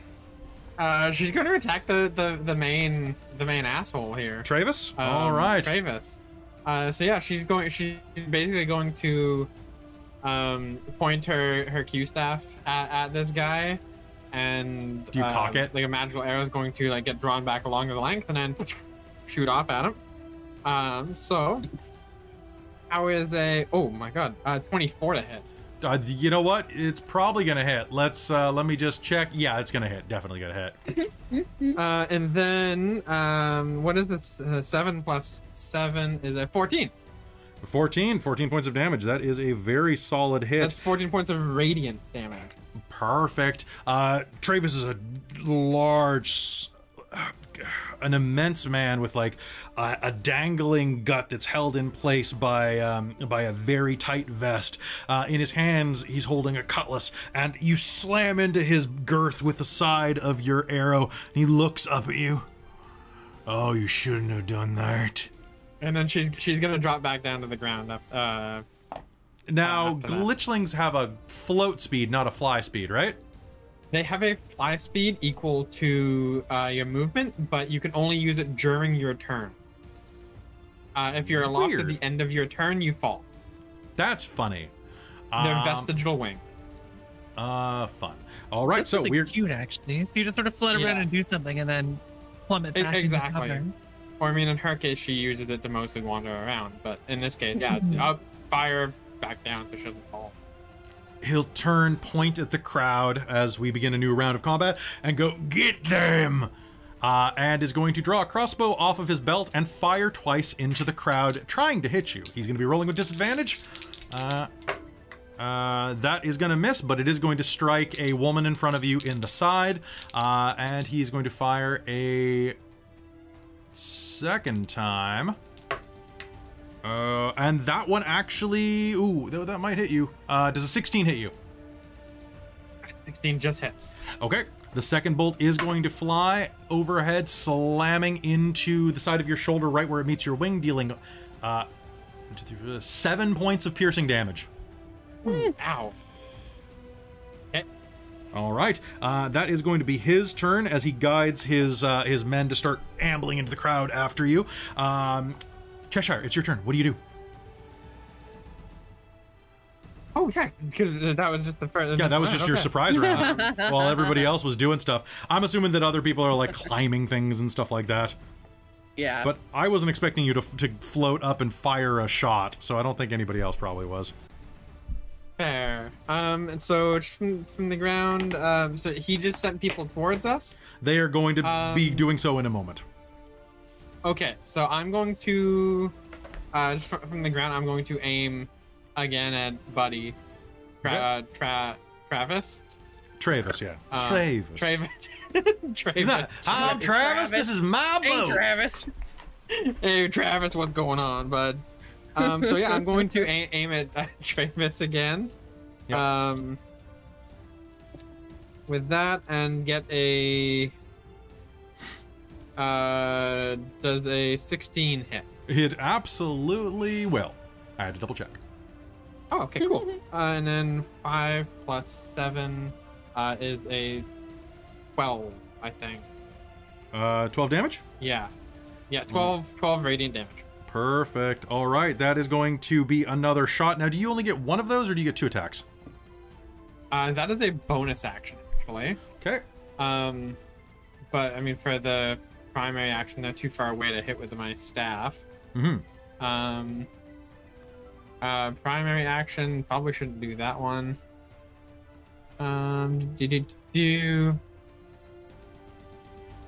Oh, and actually, as a full action, I'm going to cast Guiding Bolt because I get it as a glitchling.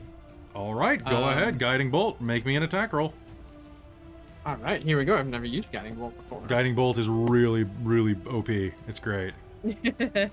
That's a 19 base plus 7. That'll hit. Roll me damage, which, if not mistaken, is 46 radiant. Yeah, it's 46 radiant. That's gonna be 10, 11, 12, 13, 14, 16 radiant damage. Okay. And anybody that tries to attack him this round has advantage. Yes. Well, the first person to attack him has advantage, that is. Okay. Beautiful. You fire back through the crowd, and it is either Tana or Francis. Who wants to go first? I think it should be Francis because Tana doesn't quite know what breathing is yet. All right, Francis, you are going to explode out of the water and start climbing up the ship's rigging. You're going to be able to, because the rigging is there, I'm going to say that your move speed is going to be pretty average. Like, you're going to be able to get up, and the ballista are already, you know what? I'm going to see if they're already loaded. Sure. That is going to be, I'm going to roll you a d20 for luck. That was lucky. That was pretty lucky. I'm going to spend a hurt them more to reroll that. And that's still lucky for you. All right. One of them is loaded. The other one might be loaded as well. The other one is not loaded. But one of them is. One of them is. They're going to run over to it and square Travis in the sights. It's Travis! Not for long. You square him in your sights. You have advantage if you want to launch this at him. Fantastic. I'd love to do that. Okay, so it is a ranged weapon attack, so dexterity plus your proficiency. You have a plus, oh, pardon me. Oh, no, that's if I use it. Never mind. So yeah, go ahead.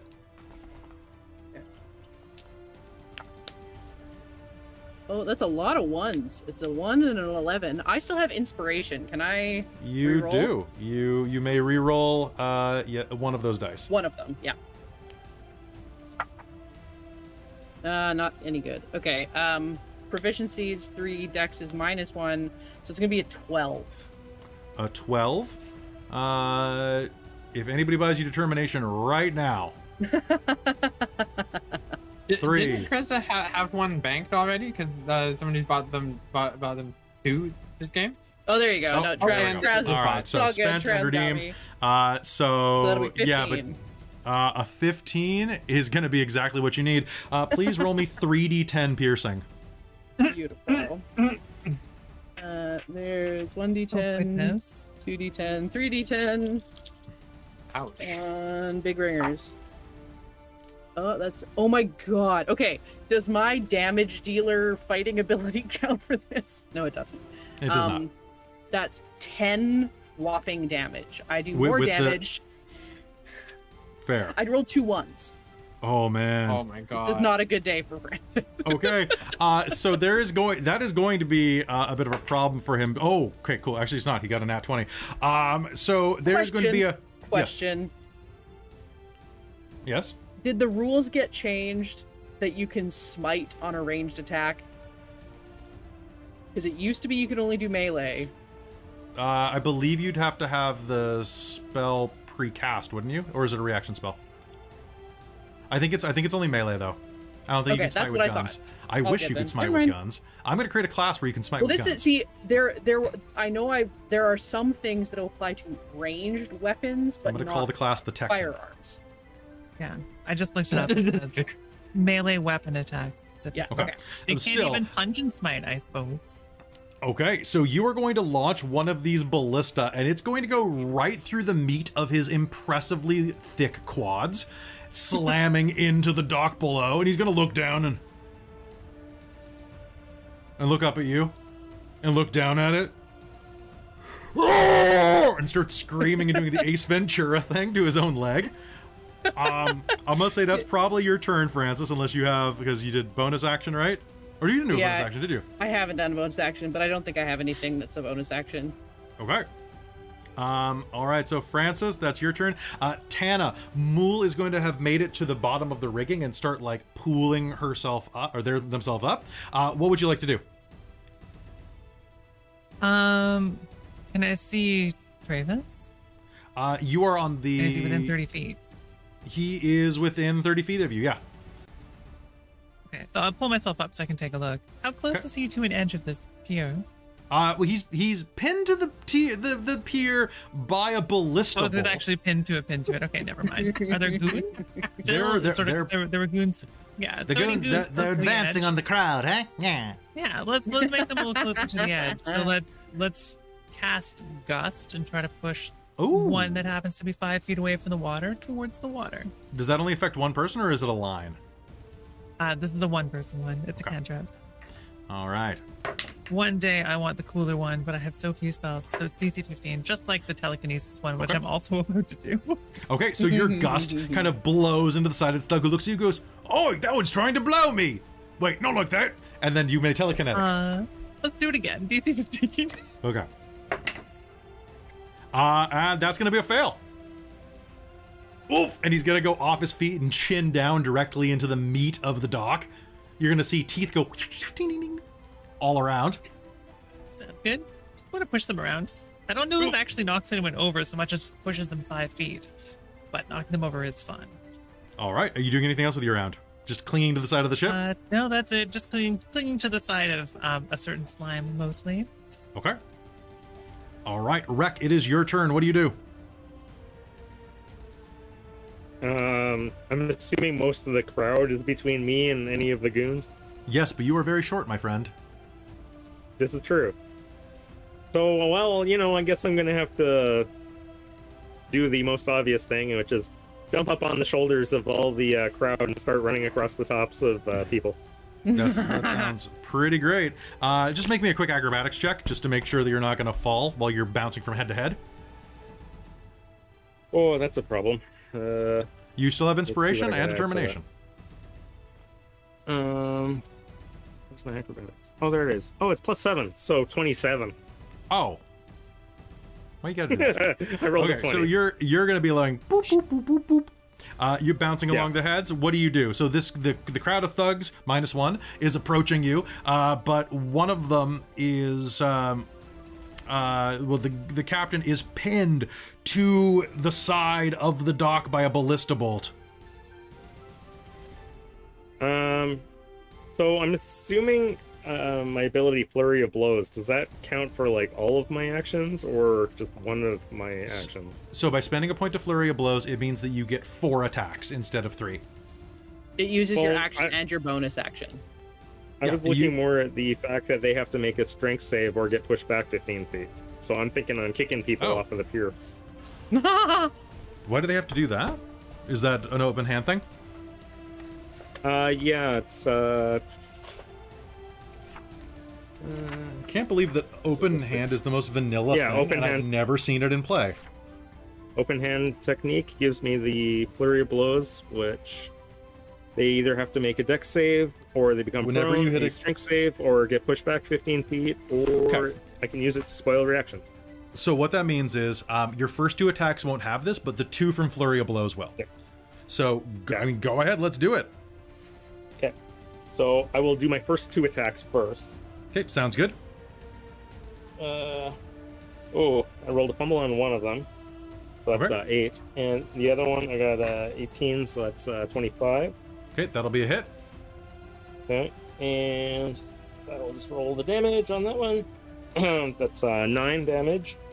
Okay. And then the other 2, which the Flurry of Blows is a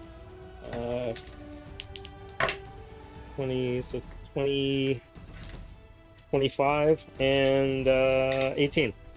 Okay, so all but the first one is going to hit. As you try to go by one, you're going to take a swing, and he is going to take a pot shot at you. It's going to miss, though. But you're basically going to, like, punch into the armor and kind of, like, hurt your hand, or you're going to kick into the armor and, like, kind of catch your shin on the side of his shoulder greave. Not shoulder greave. Shoulder pad, like shoulder cuff. It kind of hurts, but you'll manage to kick the other 3. And what's my save? It is a dex save or be knocked prone, or a strength save. It's strength save or get pushed back 15 Okay, feet. so that is against 8 plus your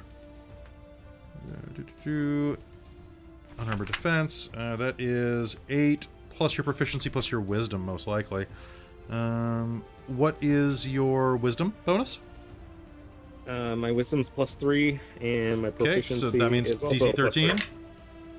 I rolled 2 4s.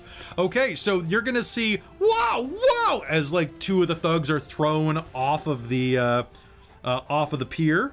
They're out of commission. He's out of commission. Cool. So there are about 7 goons still on the pier able to fight, but you have removed 2 of them from play.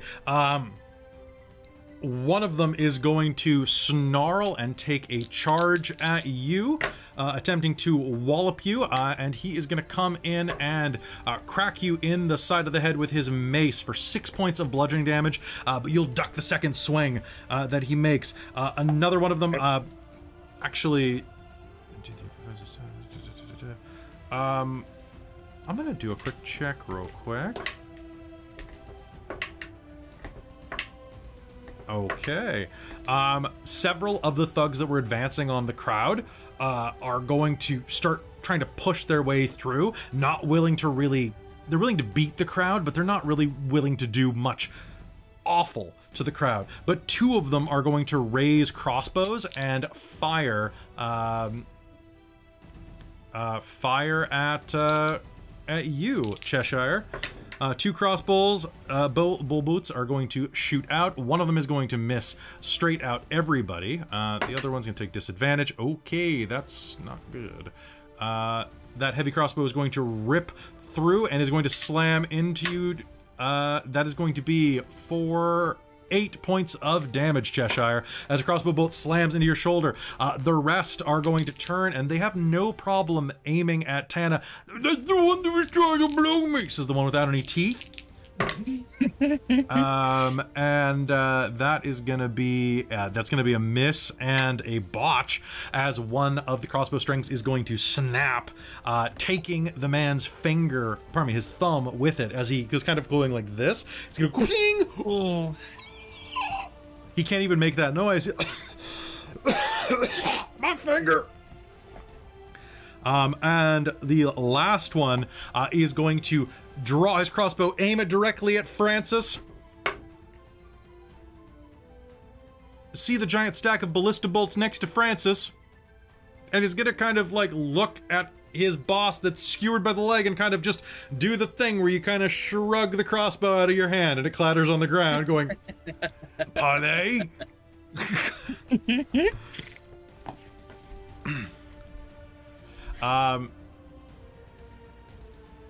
The captain is going to push her way through the crowds and is going to hold a blade up to Travis's throat on her turn, and is going to say, "Mind if I go on my ship now?"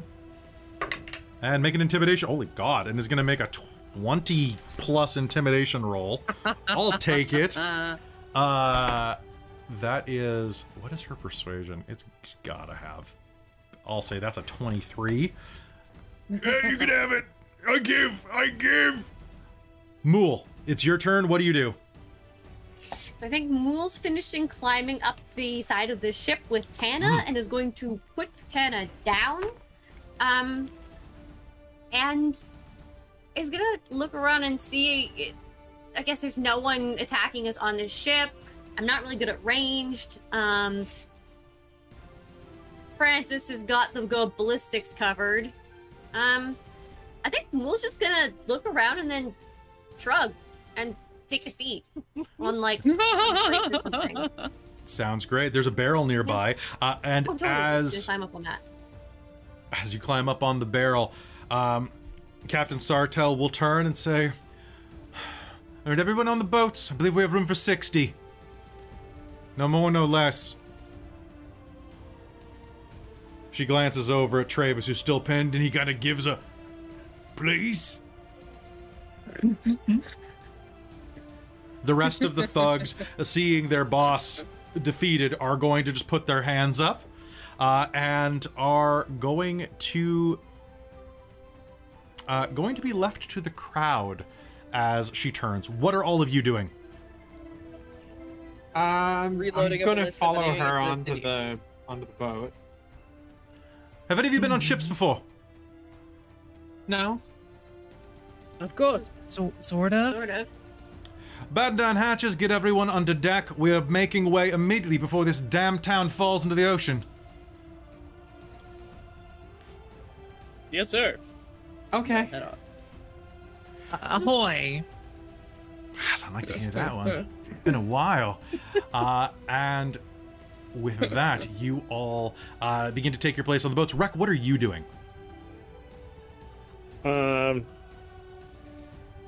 Honestly, yeah, I'm just kind of following what everyone else is doing at this moment. All right, so gathering onto the ship, about 60 souls in all are able to fit on board. The rest kind of jump on board some of the other ships that were anchored in harbor, tossing over Travis's merchant things. Travis himself is pinned to the bar, pinned to the dock.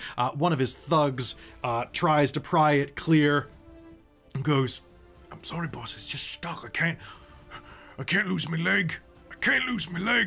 You're gonna lose a lot more than that, sir." Anybody doing anything on your end, or you're just gonna let him suck it? Yeah, I want to go save that dumbass. Okay, how do you do it?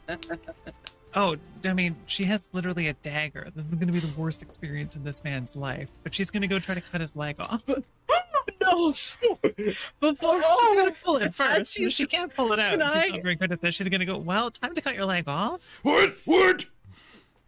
You got two. Can I cast Shatter on the ballista bolt? I'll allow it. Yeah, I'll allow it. It With is a bonus going. action healing word. Okay.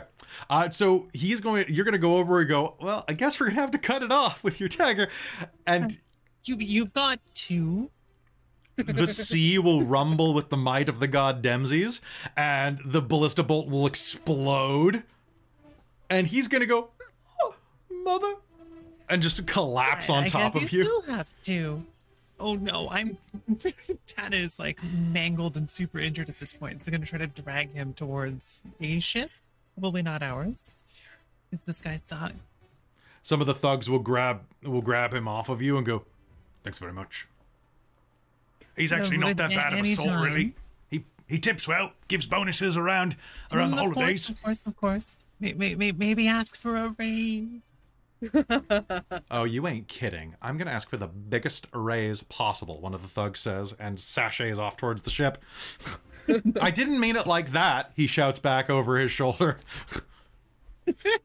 Unless the not judging face. One day I'll cut someone's leg off for With that, you climb back aboard the other ship, and as you do so, the crystalline vine in front of you coils upwards. Another one sprouts root from where it touched down earlier today, Tana, in the harbor. Exactly where you had meant to go before. One of these crystalline vines rises up toward the sky, glowing with that incorporeal light. The crystalline vine scrapes the sky, and from the harbor you can see similar vines miles from the settlement, having burst out from the world and reaching skyward.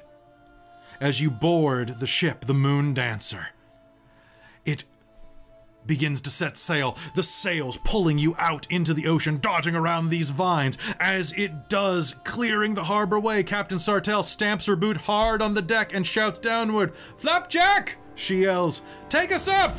And suddenly, the galleon lists and creaks. You feel that it's about to sink beneath the waves, but no. The world itself falls away as you rise into the sky, flying through the clouds and into the starry abyss of night. And I think that's where we're going to call game for the day, as the ship takes to the sky and flies away.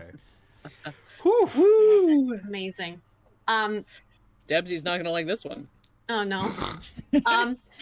Side O-make of like Tana wanting to cut someone's leg off, and Mulj's like, "Hey, no, come here, just cut my leg off. Look, just trust me. Oh, it'll be fine." She didn't really want to cut someone's leg off. No, it's fine. No, just cut my leg off. No, just try it. Let's just come on. Wrek's in the background yelling, "Cut his leg off!" Yeah, no, just do it. Somebody's got it. Sure. Okay, and then Mulj's gonna detach their leg as one of their pseudopods right as you go to cut a leg off. See? It's fine. Look at this, and then we'll reattach it. I love it. So, folks, thank you. Note to self. Thank you so much for playing today, guys. I hope you had fun. Did you enjoy this? You like this so far? Yeah, that was great. Mm-hmm. See how bare bones that is, though? Like it's going to be a lot of fun, though. I really love our party. Yes. We're fantastic. We are chaos. You guys are definitely on the chaotic side of things. I'm so happy. People are asking if Tana has a foot fetish, and I think there's a chance. I think it's the full leg though. It's a leg fetish. An advanced version. One, especially like where on the leg that you cut it off. You know, like maybe you just like thighs. Who doesn't like thighs? Or maybe Tana just really hates thighs. God. Oh my god. So fun. So good. All right, so folks, that's going to be it for this episode of Spelljammer. I love this crew so good. Literal crew. Yeah, I love all of you. You're all amazing. I think we should call it there. So if you like what we do here, be sure to give us a follow, give us a sub. Stick around for next episode, which we're normally going to be 2 weeks. This time, though, we are going to be running next weekend as well, just to get us a nice pace going. If you are listening to this on podcast, this podcast will come out about a week after the episode airs, so you can listen to us there, anywhere you get your podcasts. And it should be on YouTube within 48 hours, which means usually to be released midday on Tuesday or in the afternoon on Tuesday. Besides that, if you like what we do here, we have tons of other things on the channel. We're running Call of the Netherdeep, Mage the Ascension, a homebrew game that we've been running for about 4 years now, as well as a bunch of other stuff, including Strixhaven, a Curriculum of Chaos, which you can see live and before anybody else if you are on our Patreon at patreon.com/dorktales. Remember, Patreon keeps Dorktales in business, keeps the lights on, because this is a full plus time gig, and anything that you can offer to keep the stream going is highly appreciated. I especially want to thank some of our patrons, like our world builder, Shulton, who is the royal patron of the world builder tier, as well as my divine producer, DM Michael Gray, my demonic producers, Precarious and Soul Omen, as well as my princes of the Patreon, which in no particular order are Cubby Gummy, Aeolus, Amberthist, Trazelta, Buddy, The Traveler, and Terran. I love you all so much. And to all of you who aren't on the tiers where I have to name you every single time I run something, you're all amazing too. Thank you so much. And any last words, everybody? My favorite part about this costume is the fact that I just have to take it off. Oh, baby. Yeah, I'm not excited about getting all this off. Oh, I wish you the best of luck. Thanks. I don't miss that. Yeah. It's gonna be great. Just go in the shower. Just shower it off. I found that an apricot scrub or like a St. Ives scrub was like really easy on my skin, but I've got oily skin, so I don't know. Anyway, folks, we'll see you next time. Be sure to come back Tuesday for Call of the Netherdeep. We love you insanely much, and hope it's not creepy how much we love you. But we hope that we see you next week as well. And we'll see you next time. Anybody got a last minute thing they want to say? Love you all very much. All right. Yeah. We'll see you next time. Bye, dorks.